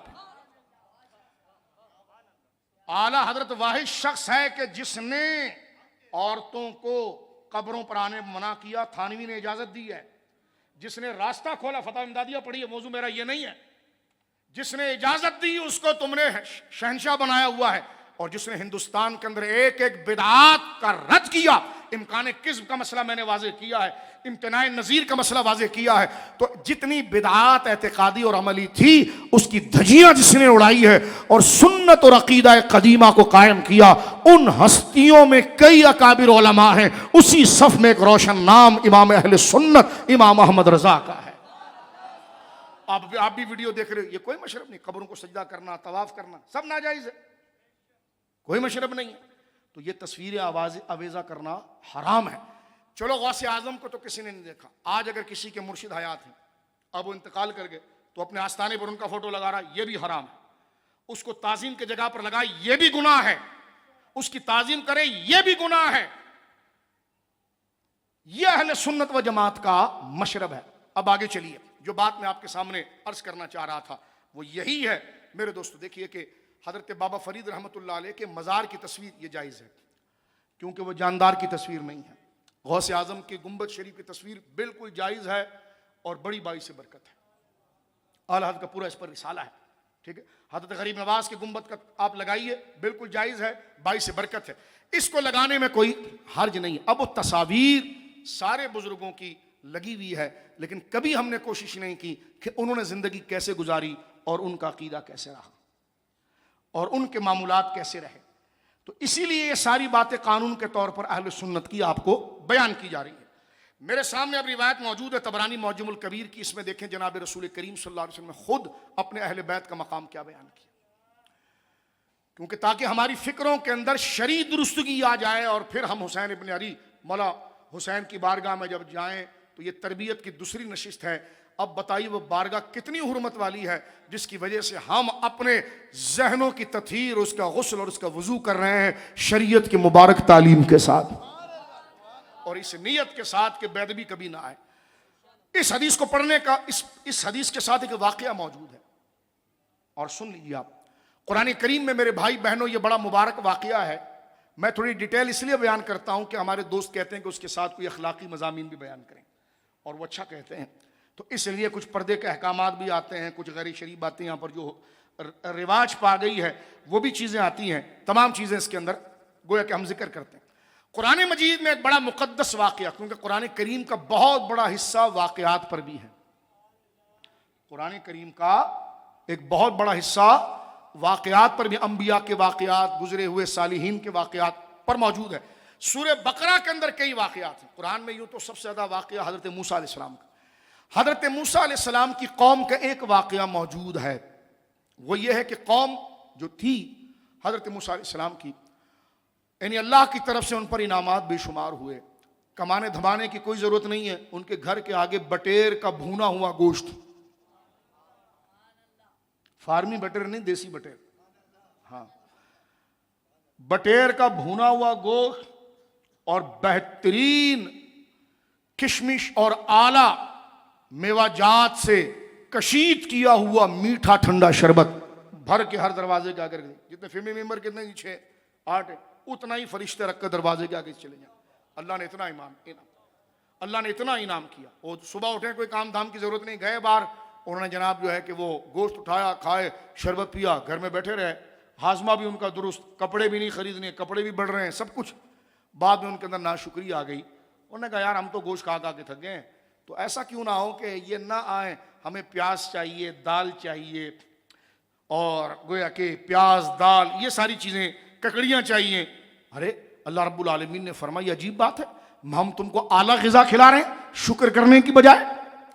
تم اس کے مقابلے میں جو کمتر ہیں، اس کے مقابلے میں جو کم، اس کو پسند کر رہے ہو. تو قوم کے اندر ناشکری بہت تھی. یہاں تک کہ حضرت موسیٰ علیہ السلام اپنے معجزات کے ذریعے ان کے دلوں میں اللہ کا ہونا اور ایک ہونے کا یقین بٹھاتے رہتے تھے. لیکن وہ نوینتا کے پیچھے، سر ہم دیوانے نا، ہر نیا بندہ ہے اس کے پیچھے نکل پڑے، نہ شریعت کو بنیاد بنانے بس نکل پڑے. کیوں؟ اس کی تقریر اچھی لگ گئی، اس کا لباس اچھی بات ہے، ایسے علماء ہوتے ہیں، بزرگ ہوتے ہیں، لیکن پہلے چیک تو کرو وہ سنی ہے کہ نہیں. کسی کی تعویذ چل گئی، دم چل گیا، خیر. تو یہ نہیں ہونا چاہیے. ہر نوینتے کے پیچھے بھاگنا بنی اسرائیل کی گمراہی کی وجہ یہ تھی.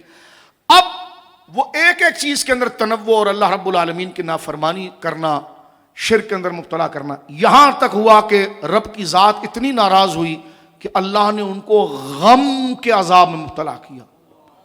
صدمے اور غم کے عذاب، یعنی فکروں کے اندر ڈال دیا.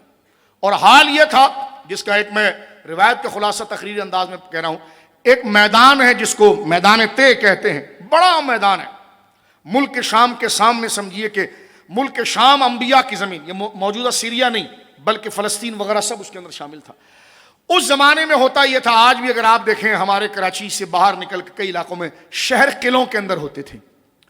آج سے 200 سال 300 سال پہلے بادشاہ مغل وغیرہ کو بھی آپ دیکھیں، دشمن حملہ نہ کر لیں تو اس کی ایک باؤنڈری سراؤنڈنگ کے اندر ہوتی تھی، بڑا گیٹ ہوتا تھا اور اسی دیواروں کے اندر شہر آباد ہوتا تھا.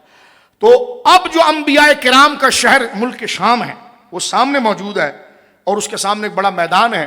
قوم میدان کے اس طرف کھڑی ہے، اور میدان کوئی آدھا 2 گھنٹے میں طے کر کے وہ اپنے گھر آ سکتے ہیں. گھر نظر آ رہا ہے، گھر جو ہے وہ نظر آ رہا ہے.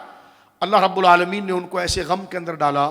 اللہ اکبر، توجہ سنیے، کہ وہ صبح کے وقت نکلتے تھے، گھر بھی نظر آ رہا ہے، زمین پھیلتی چلی جاتی تھی. شام ہو جاتی، یہاں تک کہ وہ بالکل کنارے پر پہنچ جاتے.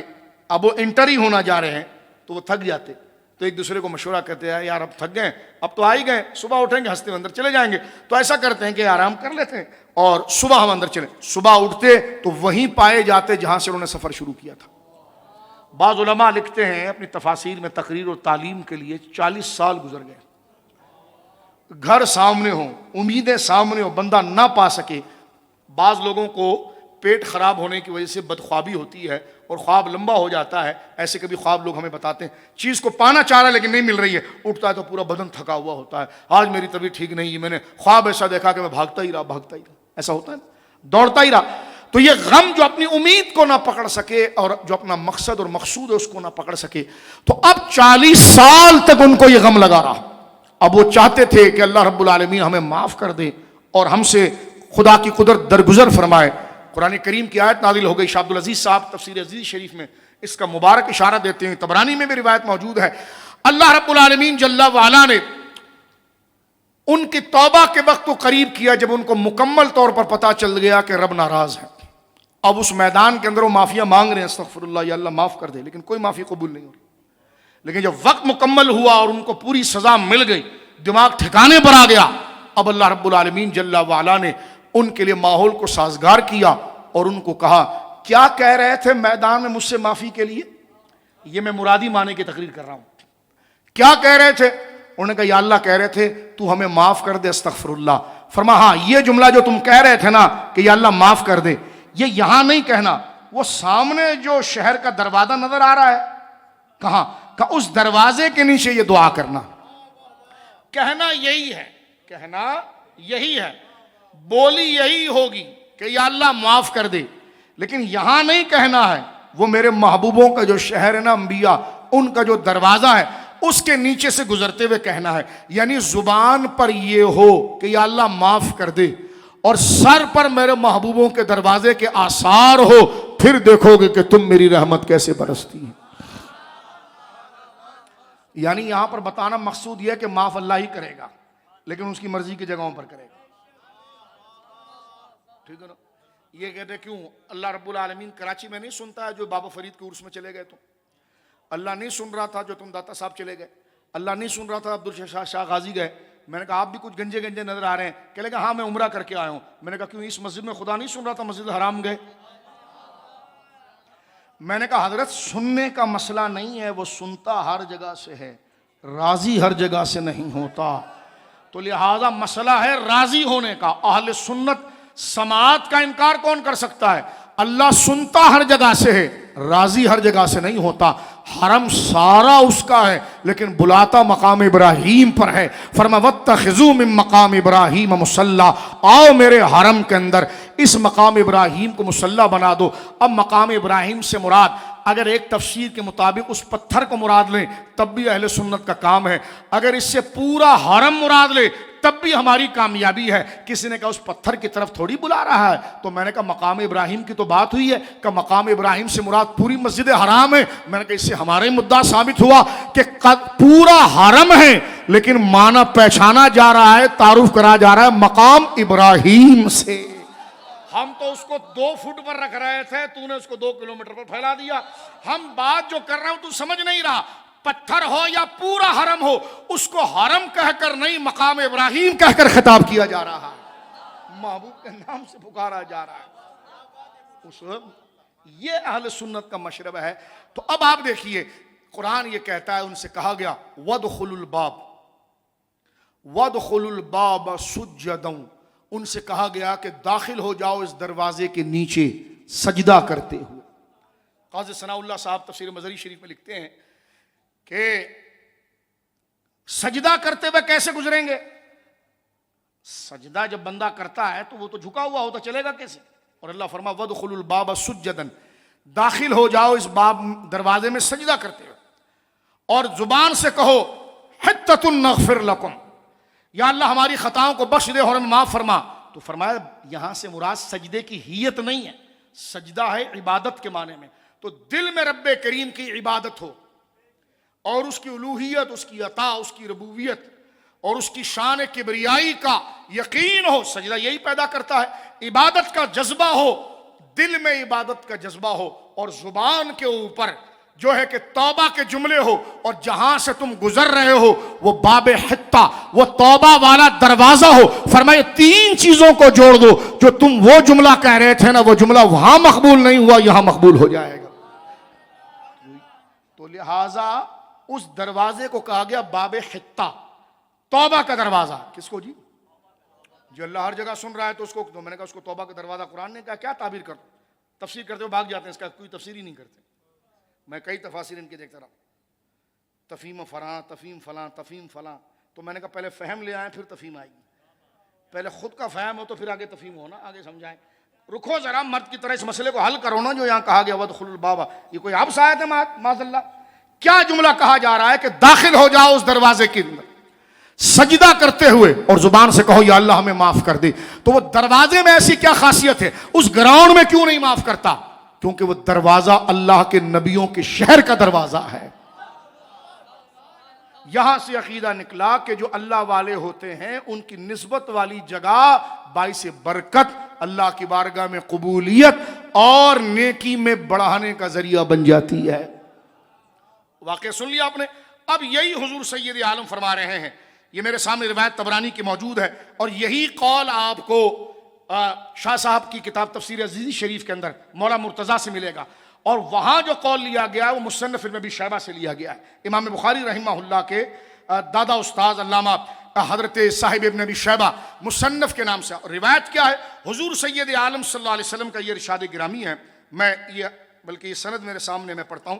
حدثنا محمد بن عبد العزیز سے یہ سند شروع ہو رہی ہے، اور حضرت ابو سعید خدری کہتے ہیں ان ابی سعید الخدری رضی اللہ عنہ قال سمعت رسول اللہ صلی اللہ علیہ وسلم، میں نے حضور سے سنا، اور سرکار دو عالم فرما رہے ہیں انما مثل اہل بیتی، میری اولاد اور میرے گھرانے اور میرے اہل بیت کی ایگزامپل اور مثال جو ہے مثل سفینتی نوح، وہ نوح علیہ السلام کی کشتی کی طرح ہے، جس کی وضاحت ہم نے کل کی کہ وہ طوفان میں فرما من رکیبہا نجا، جو اس کشتی میں سوار ہو گیا وہ قیامت کے طوفان سے بچ جائے گا، قیامت کے طوفان سے بچ جائے گا.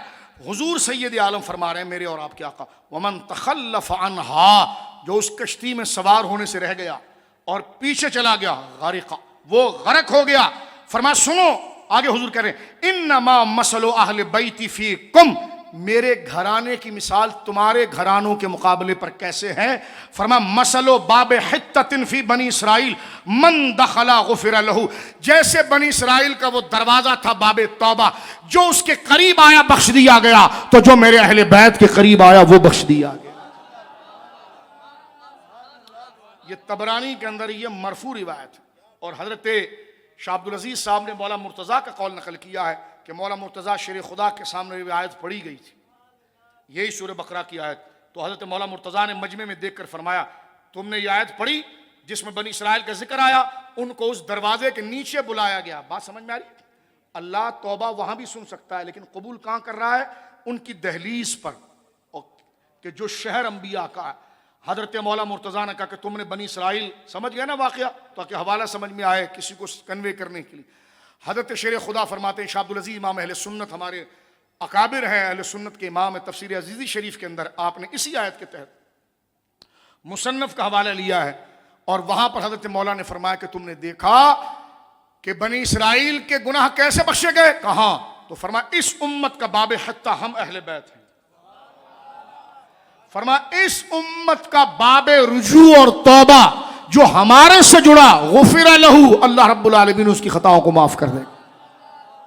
لیکن کب معاف کرے گا؟ جب ان کی محبت وہ قبر میں لے جائے، اور ان کی محبت کو قبر میں لے جانے کے لیے بچانا پڑے گا. اور بچانے کی چیز کیا ہے؟ شریعت کی پیروی. کبھی تو ایک ملنگ کے پیچھے بھاگے اور کڑے پہن لے، کبھی دوسرے ملنگ کے پیچھے بھاگے کڑے پہن لے، کبھی ادھر ڈانس کر دے علی علی. ابے علی تو متبع شریعت اور امام شریعت کا نام ہے. یہ جو تو فساق فجار اور بڑے بدبختوں کی طرح بال کمر تک لا کر ناچ رہا ہے، علی کا دین ناچنے کا نہیں. معاذ اللہ اگر علی آج ہوتے تو تیری اس طرح ٹھکائی کی جاتی جس طرح ابن سبا کو آگ میں ڈال کر مولا نے جلایا تھا. تو یہ ڈرامہ بازیاں یہ تمہاری نفسانی خواہشات ہے، اس کا اہل بیت سے کوئی تعلق نہیں. وہ اہل بیت جن کا تو نام لے رہا ہے ان کے وہاں تو نہ آہ ہے، نہ بقا ہے، نہ چیخ ہے، نہ پکار ہے. ان کے تو آنچل کو آسمان نے نہیں دیکھا. تم عورت مرد مل کر کسی درگاہ پر بھنگڑا ڈال رہے ہو، اس کا نہ مولا حسین سے کوئی تعلق ہے، نہ پنجتن پاک سے کوئی تعلق. یہ ساری بکواسات ہے.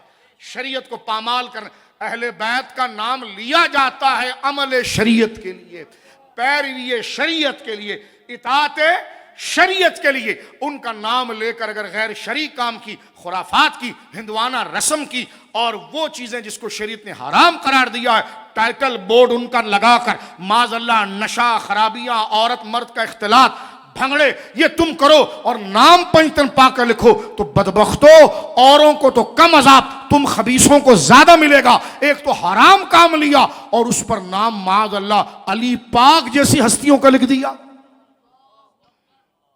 بات سمجھ رہے آپ؟ تو اس حدیث پاک سے میرے بزرگوں دوستو کیا بات ثابت ہوئی؟ بات یہ ہوئی کہ جو اہل بیت کے قریب ہوا ان کا احترام کیا، وہ بخش دیا گیا۔ اب احترام کی صورت کیسی ہے؟ میں صدیق اکبر کو پڑھتا ہوں۔ اب ہم آہستہ آہستہ فلائٹ جو ہے جب پرواز کرتی ہے نا تو وہ 36,000 کے قریب، ابھی ہم 36,000 کے قریب پہنچ گئے، اس لیے میں نے گریجولی سارے عقیدے آپ کو پڑھتے پڑھتے پڑھتے پڑھتے آگے بڑھنا چاہ رہے ہیں۔ الصواعق المحرقہ شریف کے اندر امام اہل سنت علامہ ابن حجر ہیثمی علیہ رحمت نے یہ واقعہ نقل کیا ہے۔ جناب رسول مکرم صلی اللہ علیہ وسلم میرے اور آپ کے آقا مسجد نبوی شریف میں گفتگو فرما رہے ہیں، اور جس کو ہمارے عرف میں کہتے ہیں نا کچا کچ مجمع جمع ہوتا ہے، لوگ بالکل صحابہ کرام جڑ کر بیٹھے ہوئے ہیں، کسی ایک بندے کی بھی گنجائش نہیں ہے، اور حضرت ابوبکر صدیق ہمیشہ کی طرح حضور کے ساتھ بیٹھے ہوئے ہیں، جیسے آج بیٹھے ہوئے ہیں۔ محبوب رب عرش ہے اس سبز قبہ میں، پہلو میں جلوہ گاہ عتیق و عمر کی ہے۔ اب تو جلتا رہے، ہم کیا کریں، ذالک فضل اللہ ہے، چاہیے کہ بندہ حق کو قبول کرے۔ صدیق اکبر رضی اللہ تعالیٰ عنہ اس مجمع میں میرے بزرگوں دوستوں، میری بہنوں، بھائیوں، بیٹیوں، بچوں، بڑے بھائیوں، بزرگوں، مسجد میں حضور درس دے رہے ہیں، بات کر رہے ہیں کسی ضروری امور پر، اور مسجد نبوی شریف پوری بھری ہوئی، بیٹھنے کی جگہ نہیں ہے۔ مولا مرتضیٰ رضی اللہ تعالیٰ عنہ گویا کہ تشریف لائے اور دروازے کے کنارے پر کھڑے ہو گئے، مسجد کے ایک جہت پر، اب جگہ ہی نہیں ہے۔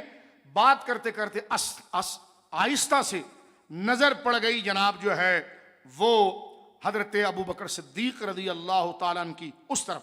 روایت میں آتا ہے کہ فنظر رسول اللہ صلی اللہ علیہ وسلم فی وجوہ اصحابہ، سرکار علیہ الصلوۃ والسلام نے اپنے صحابہ کے چہروں کو دیکھنا شروع کیا۔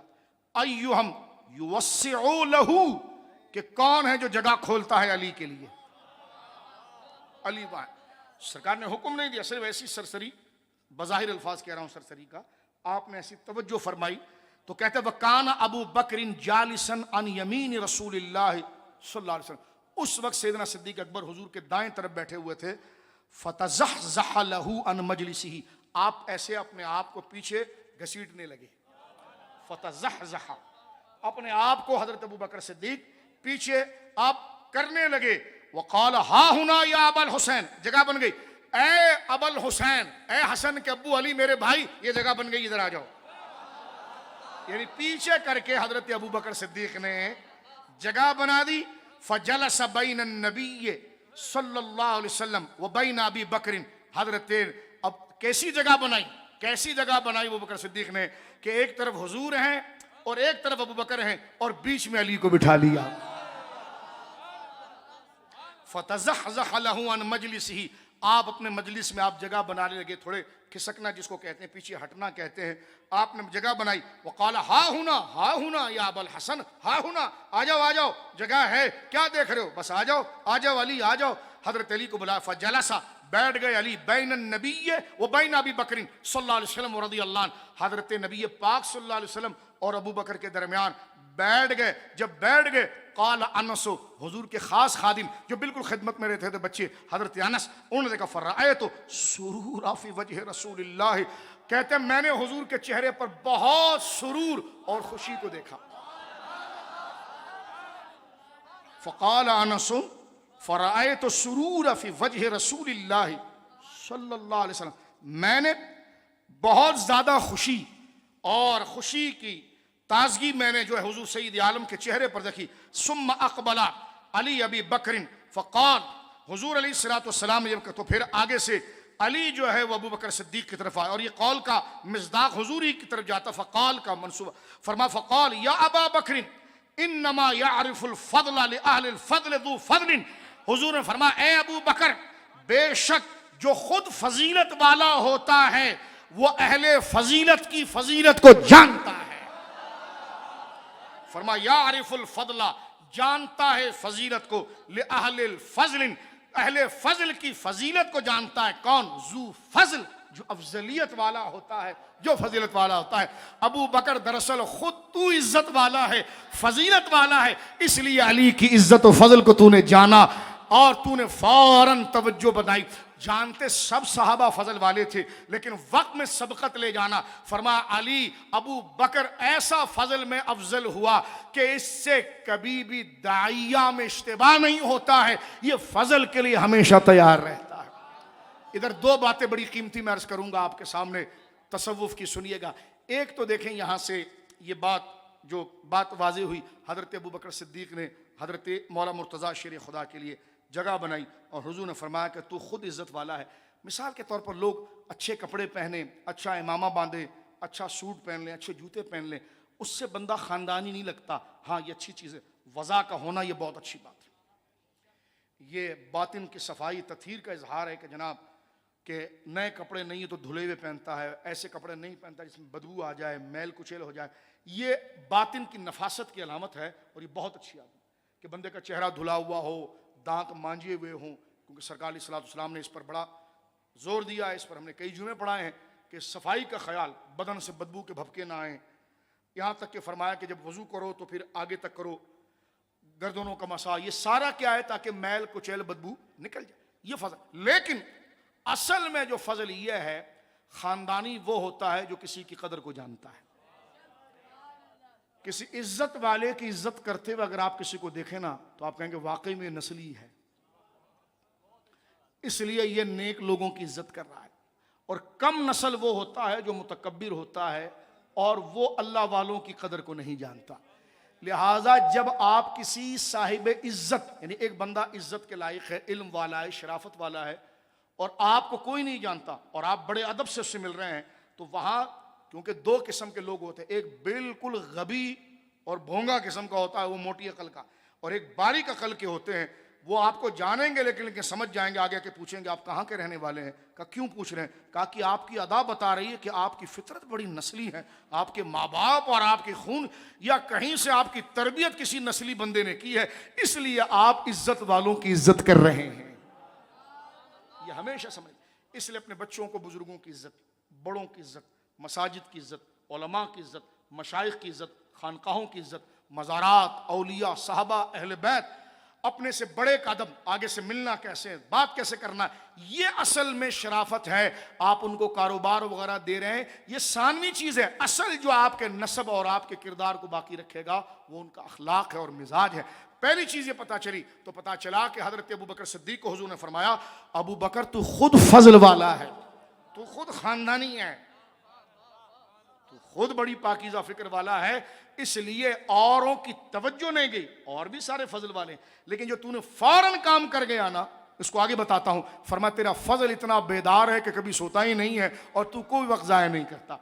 ہمارے اولیاء، ہمارے بزرگوں نے، شاہ ولی اللہ صاحب نے بڑا پیارا فلسفہ لکھا، دیکھو جب بندہ ولایت پر قائم ہوتا ہے نا تو اس کے قلب پر داعیات آتے ہیں، واردات ہوتے ہیں۔ تصوف کا ایک قاعدہ ہے جس کو میں موٹے موٹے الفاظ میں کہتا ہوں، وہ تاجدار گوڑا کہا نا کہ چپ رہے مہر علی یہ جان نہیں بولن دی، لیکن یہاں پر حضرت پیر محلی شاہ صاحب کا جو مقام ذکر، حضرت ابو بکر صدیق کا جو مقام ہے، اس میں تاجدار گوڑا اعلیٰ حضرت پیر محلی شاہ صاحب رضی اللہ عنہ کے شعر سے ہم تعبیر لیتے ہیں، اور وہ یہ ہے کہ سنیے، جب بندہ روحانیت یعنی تقوی و طہارت میں آتا ہے، ظاہر سی بات ہے حدیث بخاری کتاب رقاق کی موجود ہے، جب میرا بندہ فرائض پر عمل کرتا ہے اور نوافل کی کثرت کرتا ہے، توجہ ہے، گھور کے نہ دیکھے، محبت سے دیکھے، ٹھیک ہے، توجہ سے، اور غور کریں اس بات پر کہ جب حدیث پاک میں حضور فرماتے ہیں کہ جب میرا، اللہ رب العالمین فرماتا ہے جب میرا بندہ فرائض پر عمل کرتا ہے اور اس کے بعد نوافل کی کثرت کرتا ہے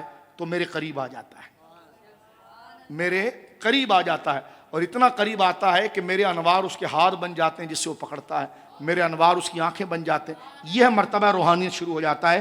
یہ بنڈل بازی نہیں بیان ہو رہی ہے، بخاری حدیث کا خلاصہ بیان کر رہے ہیں، کیونکہ اللہ کا قرب جب تک ہمارے اندر سے اندھیرا نہیں جائے گا روشنی نہیں آئے گی۔ تو فرض نمازوں پر عمل، فرض اخلاق پر عمل، والدین کا ادب، سچ بولنا، اخلاق، بے حیائی کے کاموں سے بچنا. فرائض اخلاق اور عبادات میں جب بندہ اپنے آپ کو, تو یہ ساری گندگی کو صاف کرتا ہے. تو پھر اللہ کے انوار آتے ہیں, جس کو بیان کیا کہ میں اس کے ہاتھ بن جاتا ہوں جس سے وہ پکڑتا ہے, میں اس کی زبان بن جاتا ہوں. تو اس وقت سب سے بڑا کمال یہ کہ خطرہ ایک شروع یہ ہوتا ہے کہ دو نیک خیال بیک وقت آئیں گے. مرشد کی ضرورت اصل میں پڑتی اس وقت ہے, یعنی مرشد خاص کی. مرشد عام تو آپ کو شریعت کے مسائل وغیرہ سکھا کر آگے کرتا ہے, لیکن جو اس منصب کا ہوتا ہے مرشد خاص, جس کو اعلیٰ نے ذکر کیا ہے, ورنہ تو ہر مسجد کا امام مرشد ہے, ہر آپ کا استاد مرشد ہے, ہر عالم مرشد ہے, وہ مرشد عام ہے جو آپ کو شریعت. لیکن جب اس منزل پر قدم رکھتے ہیں جو حال کی چیز ہے, اس میں مرشد خاص کی ضرورت پڑتی ہے, کیونکہ پھر طالب اور سالک کے قلب کے اوپر انوار اترتے ہیں, نیکی کے دو تصورات آتے ہیں, داعیات. اب اس میں فیصلہ کس کو کرنا ہے کس کو نہیں کرنا ہے, اس بات کو بیان کیا گیا ہے کہ حضور کی صحبت میں شیخین ابو بکر و عمر دونوں رنگ دیے گئے, دونوں کے دلوں پر نیکی اترتی ہے. لیکن حضرت ابو بکر حضرت عمر سے اس لیے بڑھ گئے ہیں کہ داعیات جو اترتے ہیں اس میں کون سا داعیہ مقدم ہے کچھ مؤخر ہے, یہ فیصلہ عمر سے نہیں ہو پاتا ہے اور ابو بکر سے ہو جاتا ہے. فرمایا اس لیے ان کی ولایت جو ہے, حضرت ابو بکر صدیق کی ولایت اور روحانیت جو ہے وہ ان سے اعلیٰ ہے. اب یہ حدیث آپ نے سنی کہ مولا مرتضیٰ شیر خدا کی کتنی تعظیم فرمائی. اب دیکھیے مولا کی محبت کتنی ہے, اس سے ذرا توجہ آپ فرمائیے کہ مولا مرتضیٰ شیر خدا کی محبت کتنی ہے. یہ میرے سامنے مسند حمیدی ہے,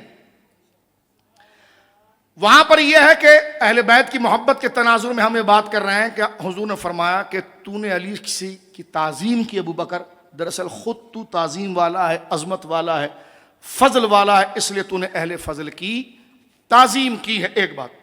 اب میرے سامنے مسند حمیدی ہے, یہ امام بخاری رحمہ اللہ کے استاذ ہیں, بلکہ بخاری شریف کو اگر آپ دیکھیں گے نا تو بخاری شریف کی پہلی حدیث انہی امام سے ہے.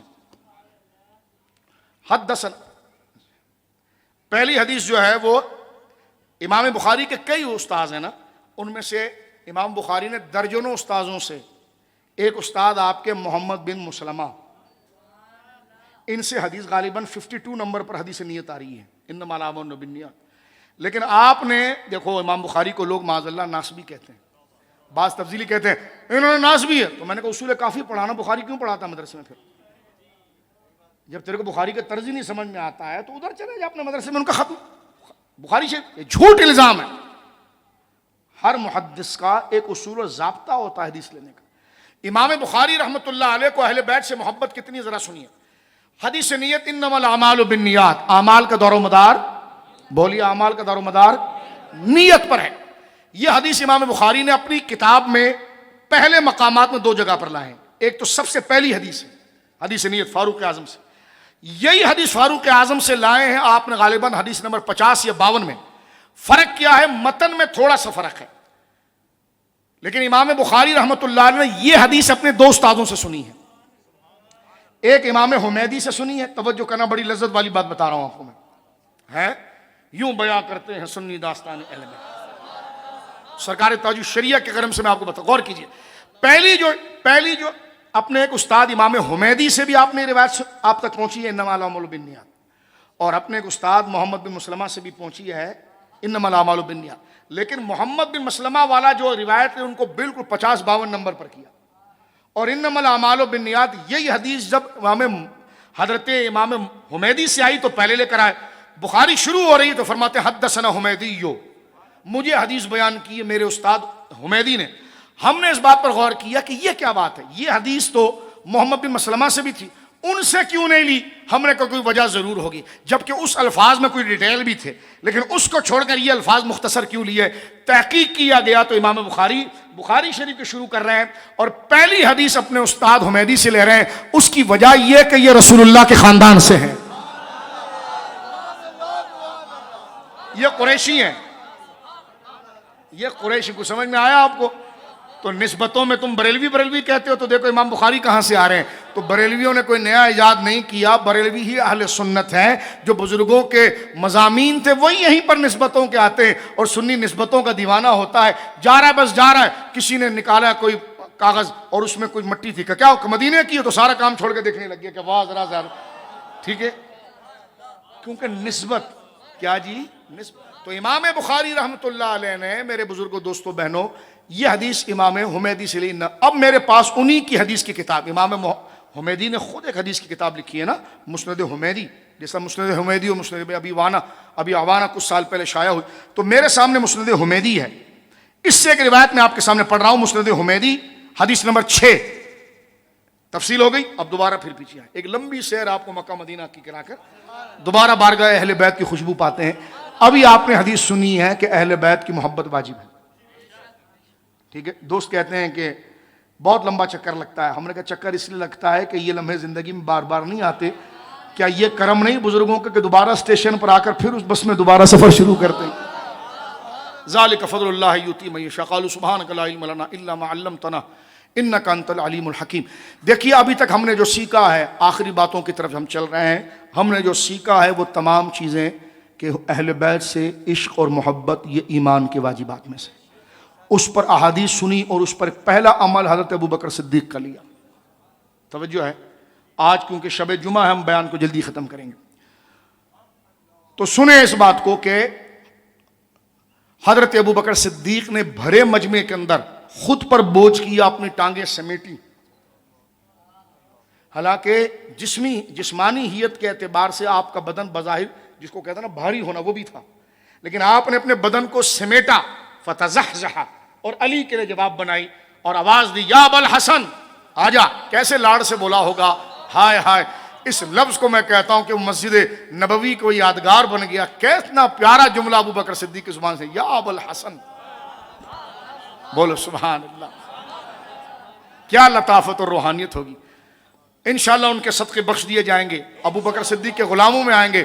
صدیق یہ ضرور کہیں گے کہ یار تم میرا ذکر بڑی محبت میں کہتے تھے، ذرا یہ بتاؤ تم ہم سے کیا چاہتے ہو؟ تو یہ سارا مجمع قیامت کے دن کہے گا، ایک دفعہ ہمارے سامنے علی کو کہہ دو نا یا ابوالحسن، بولو سبحان اللہ۔ ہم آپ سے یہی سننا چاہتے ہیں کہ علی وہاں بیٹھے ہوئے، ایک دفعہ آپ آواز دے دو نا، اللہ نے نبی کے صدقے سب معاف کر دیا، بخش دیا، ہاں، اور آپ کا سہارا مل گیا، تو آپ بھی خوشی سے کہتے ہو کہ آؤ تم نے ہمارا ذکر بڑی محبت میں کیا تھا، ہاں۔ کسی ظالم کا ذکر کریں محبت سے تو وہ پیار کرنے لگ جاتا ہے، تو یہ کریم ذاتیں یہ غافل کیسے ہو سکتے ہیں؟ اللہ اکبر۔ تو یہ اگر ہم سے کہیں کہ ہاں بھائی بتاؤ اب میں تمہارے لیے کیا کروں، تو یہ سارا مجمع کہے گا کہ ہم نے 5ویں نشست میں آپ کی ایک بات سنی تھی، ہمیں بڑی لذت آئی، ہم تو اپنا نام بھی بھول گئے، جگہ بھی بھول گئے کہ کیا کیفیت طاری ہو گئی۔ ہم یہ کہتے ہیں وہ کیفیت دوبارہ نشہ چڑھ جائے، لیکن وہ آپ سے کتابوں میں پڑھا اور ایک مولانا تھے ان کی آواز میں سنا، نہ ان کی آواز میں کوئی کمال ناقل، لیکن اب آپ کی آواز میں صرف وہ عبارت میں اتنا کمال تھا، تو آج آپ اپنی آواز میں ذرا علی کو پکارے نا، یا ابوالحسن، نعرہ حیدری، نعرہ حیدری، نعرہ تحقیق، سبحان اللہ۔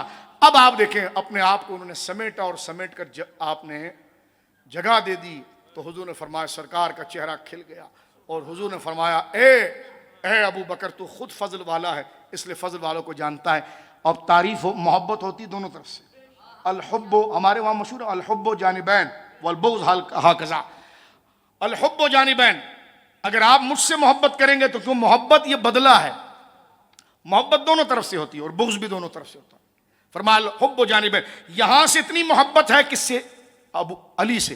اب علی کو کتنا پیار ہے، یہ مسند امام احمد، یہ مسند حمیدی میرے سامنے حدیث نمبر 6 ہے، روایت میں آ رہا ہے کہ حدثنی اخی ابن ابی سعید المقری حدثنی اخی عبداللہ ابن سعید عن جدہ عن ابی سعید المقری رضی اللہ تعالی انہ سمع علی ابن ابی طالب، حضرت مولا علی سے سنا گیا، یقول، حضرت علی کہتے ہیں، حدثنی محدث حدیثا، مجھے جب بھی کوئی رسول کریم صلی اللہ علیہ وسلم کی کوئی حدیث سناتا ہے، لم اسمعہ، جس کو میں نے نہیں سنا، من رسول اللہ صلی اللہ علیہ وسلم، الا امرتہ، تو میں اس کو پھر یہ کہتا ہوں، ان یقسم باللہ، تو خدا کی قسم کھا کر کہہ کہ تو نے یہ حدیث رسول اللہ سے سنی ہے۔ جب میں کوئی بات حضور سے مجھ تک پہنچی جس کو میں نے کبھی حضور سے نہیں سنا، لیکن کوئی ایک بندہ آ کر مجھے میرے دور میں کوفے میں کہتا ہے کہ یہ بات ہمیں پہنچی ہے، تو میں اس سے کہتا ہوں قسم اٹھا کر کہ تو نے دعویٰ کیا ہے نا، تو قسم اٹھا کر کہ کیا تیرے پاس جناب جو ہے کہ اس کی دلیل ہے؟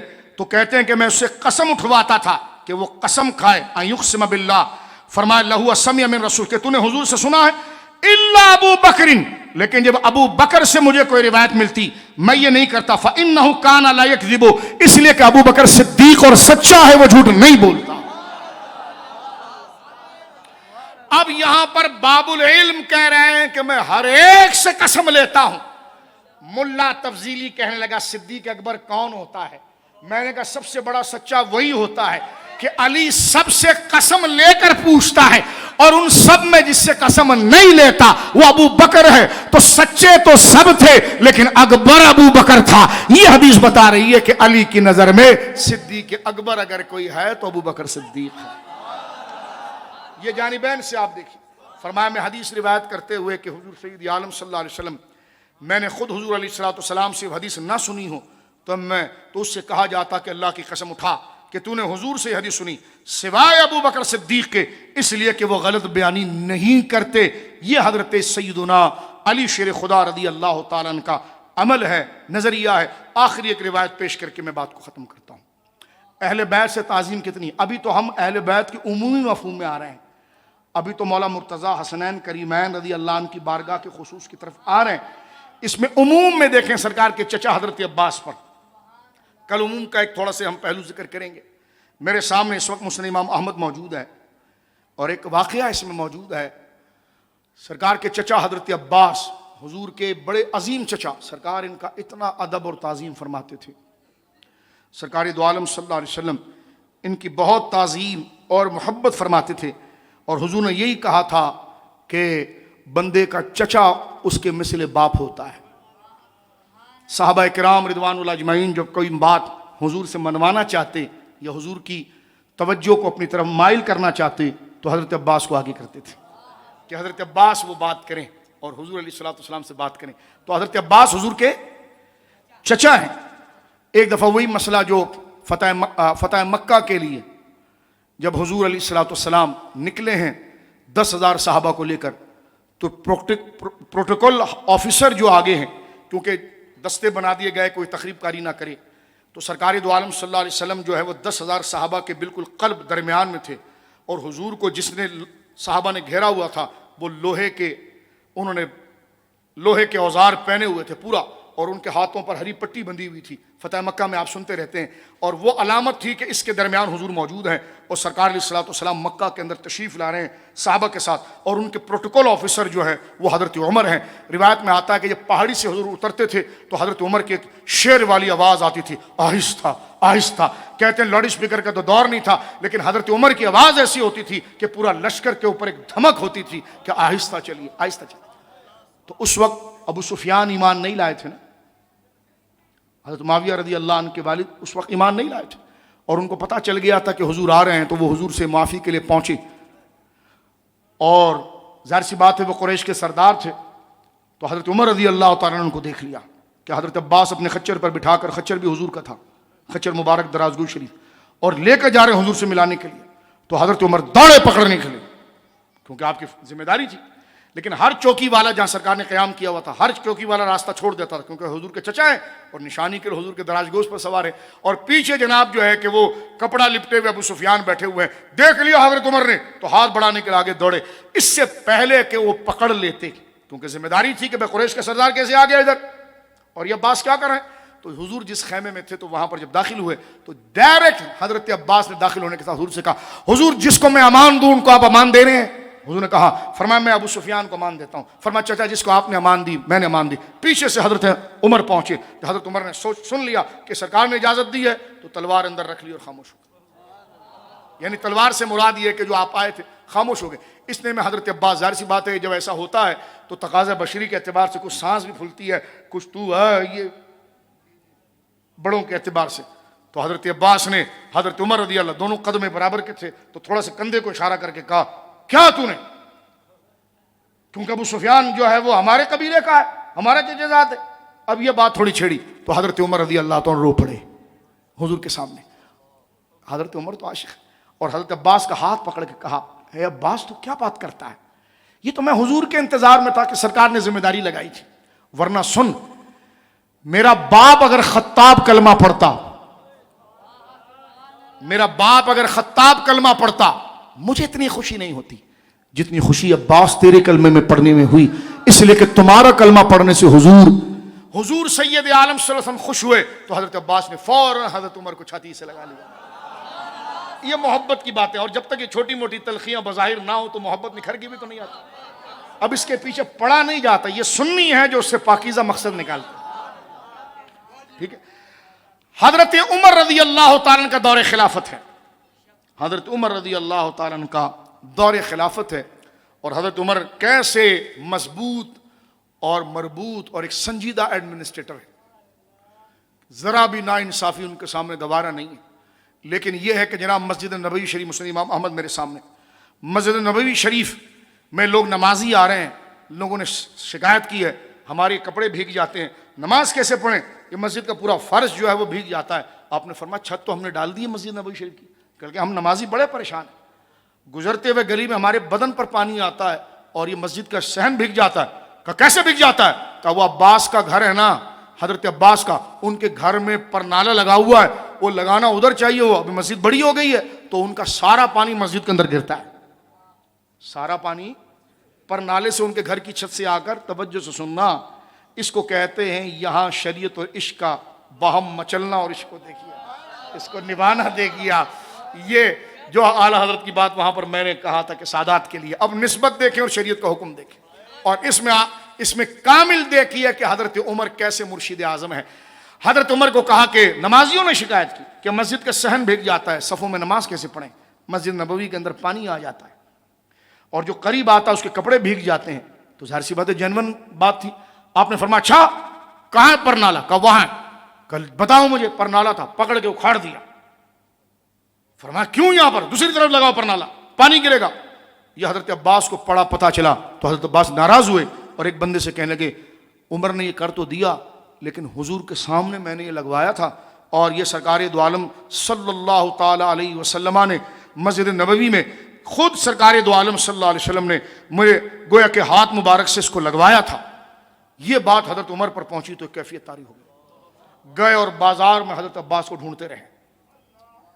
حضرت عمر 22 لاکھ مربع میل پر، ہزاروں غلام موجود ہیں، کیا منظر ہوگا جناب، نہ کسی سفیر کو بھیجا، نہ گئے حضرت عباس کو لیا اور ہاتھ پکڑ کر لے کر آئے، مسجد نبوی میں نماز ادا کی۔ اس کے بعد مجمع جمع ہوا ہے، حضرت عمر نے کہا کہ عباس مجھے یہ بات پتا نہیں تھی کہ یہ حضور علیہ الصلوۃ والسلام، منظر دیکھیں کیسے لوگ تھے، کتنے بڑے تھے اور کام بڑا دیکھیں۔ آج کوئی کر سکتا ہے؟ روایت میں آتا ہے کہ حضرت عباس نے کہا کہ ہاں ایسی تھا، عمر جانے دو۔ فرمایا کیسے جانے دو؟ یہ پرنالہ لگے گا جس پر حضور کا ہاتھ لگا تھا، اور لگائیں گے آپ ہی، اور عمر آپ کے لیے کرسی بنے گا، آپ زمین پر بیٹھ گئے۔ کہا میں آپ کو اللہ کی قسم دیتا ہوں میری پیٹھ پر کھڑے ہو، وقت کا خلیفہ۔ یہ حدیث کے الفاظ، فقال عمرو، فرمایا یہ پرنالہ ادھر ہی لگائیں۔ فقال عمر للعباس، حضرت عمر نے حضرت عباس سے کہا کہ وَأَنَا أَعْظِمُ عَلَيْكَ، میں آپ کو قسم دیتا ہوں، لما صعدت على ظهري حتى تدعو في موضع الذي وضع رسول اللہ صلی اللہ علیہ وسلم۔ فرمایا عمر جانے دو۔ فرمایا نہیں، کیسے عباس، نسبتیں کیسے چلیں گی؟ فحضرت عمر نے کہا میں تمہیں قسم دیتا ہوں۔ فرمایا کوئی پتھر لے آؤ، کوئی دوسرا بندہ آ جائے، کوئی غلام آ جائے۔ فرمایا میں نے نکالا تھا، اب عباس تم میرے پیٹھ پر چڑھو گے، اور اسی بھیگے ہوئے پاؤں سے چڑھو گے جس پر مٹی لگی ہوئی ہے۔ عمر زمین پر بیٹھے گا، فاروق اعظم رضی اللہ تعالیٰ، اللہ اکبر، مراد رسول، کرامت و عظمت و علم کا بادشاہ، اللہ اکبر۔ فرمایا زمین پر، فرمایا میں تمہیں قسم دیتا ہوں، وانا اعظم علیک، میں آپ کو قسم دیتا ہوں، لما صعدت علی ظہری، کہ آپ میری پیٹھ پر چڑھیں اور اس پرنالے کو وہیں پر لگائیں جہاں پر رسول اللہ نے لگایا۔ حضرت عباس نے بہت کہا، لیکن حضرت عمر بیٹھ گئے اور اپنی پیٹھ جھکا دی، اور حضرت عباس ان کی پیٹھ پر بھیگے ہوئے پاؤں سے کھڑے ہو گئے، اور حضرت عمر جڑے ہوئے تھے۔ اور فرمایا کہ ففعل ذلك العباس، حضرت عباس نے وہیں پر لگاتے رہے۔ فرمایا جب تک مکمل نہ ہو غلام اسی طرح رہے گا، آپ نے لگانا ہوگا، آپ اہل بیت ہیں، اہل بیت ہیں، اہل بیت۔ یہ عزت اور توقیر اللہ رب العالمین جل وعلا نے ان ہستیوں کو عطا فرمائی ہے۔ یہ اہل بیت کا اکرام، یہ ان کی شان، یہ ان کی عظمت۔ اسلام ماں اطاعت خلفائے راشدین، ایمان ماں محبت آل محمد است۔ اسی کو اقبال نے بڑے خوبصورت انداز میں ذکر کیا۔ اس شعر کو ہم کربلا کے دنوں میں بھی ذکر کریں گے۔ اقبال کہتا ہے بھائی سمجھ لو، عقل و دل و نگاہ کا مرشد اولین عشق، عقل و دل و نگاہ کا مرشد اولین ہے عشق، صدق خلیل بھی عشق، صبر حسین بھی عشق، مارکائے وجود میں بدر و حنین بھی ہے عشق، مارکائے وجود میں بدر و حنین بھی ہے عشق، فرمایا صدق خلیل بھی عشق، صبر حسین بھی عشق، تازہ میری ضمیر میں مارکہ کہن ہوا، عشق تمام مصطفیٰ عقل تمام بو لہب، عشق تمام مصطفیٰ عقل تمام بو لہب۔ کمال کی بات امام احمد رضا نے کی کہ کیا بات رضا اس چمنستان کرم کی، زہرا ہے کلی جس میں حسین اور حسن پھور۔ اللہ رب العالمین جل والا جتنا وقت ہمارا اپنے دلوں کی تطہیر اور پاکیزگی کے لیے عشق اہل بیت کے ذکر کے اندر گزرا، اللہ اس کو ہمارے لیے توشہ آخرت بنائے۔ وآخر دعوایا ان الحمدللہ رب العالمین۔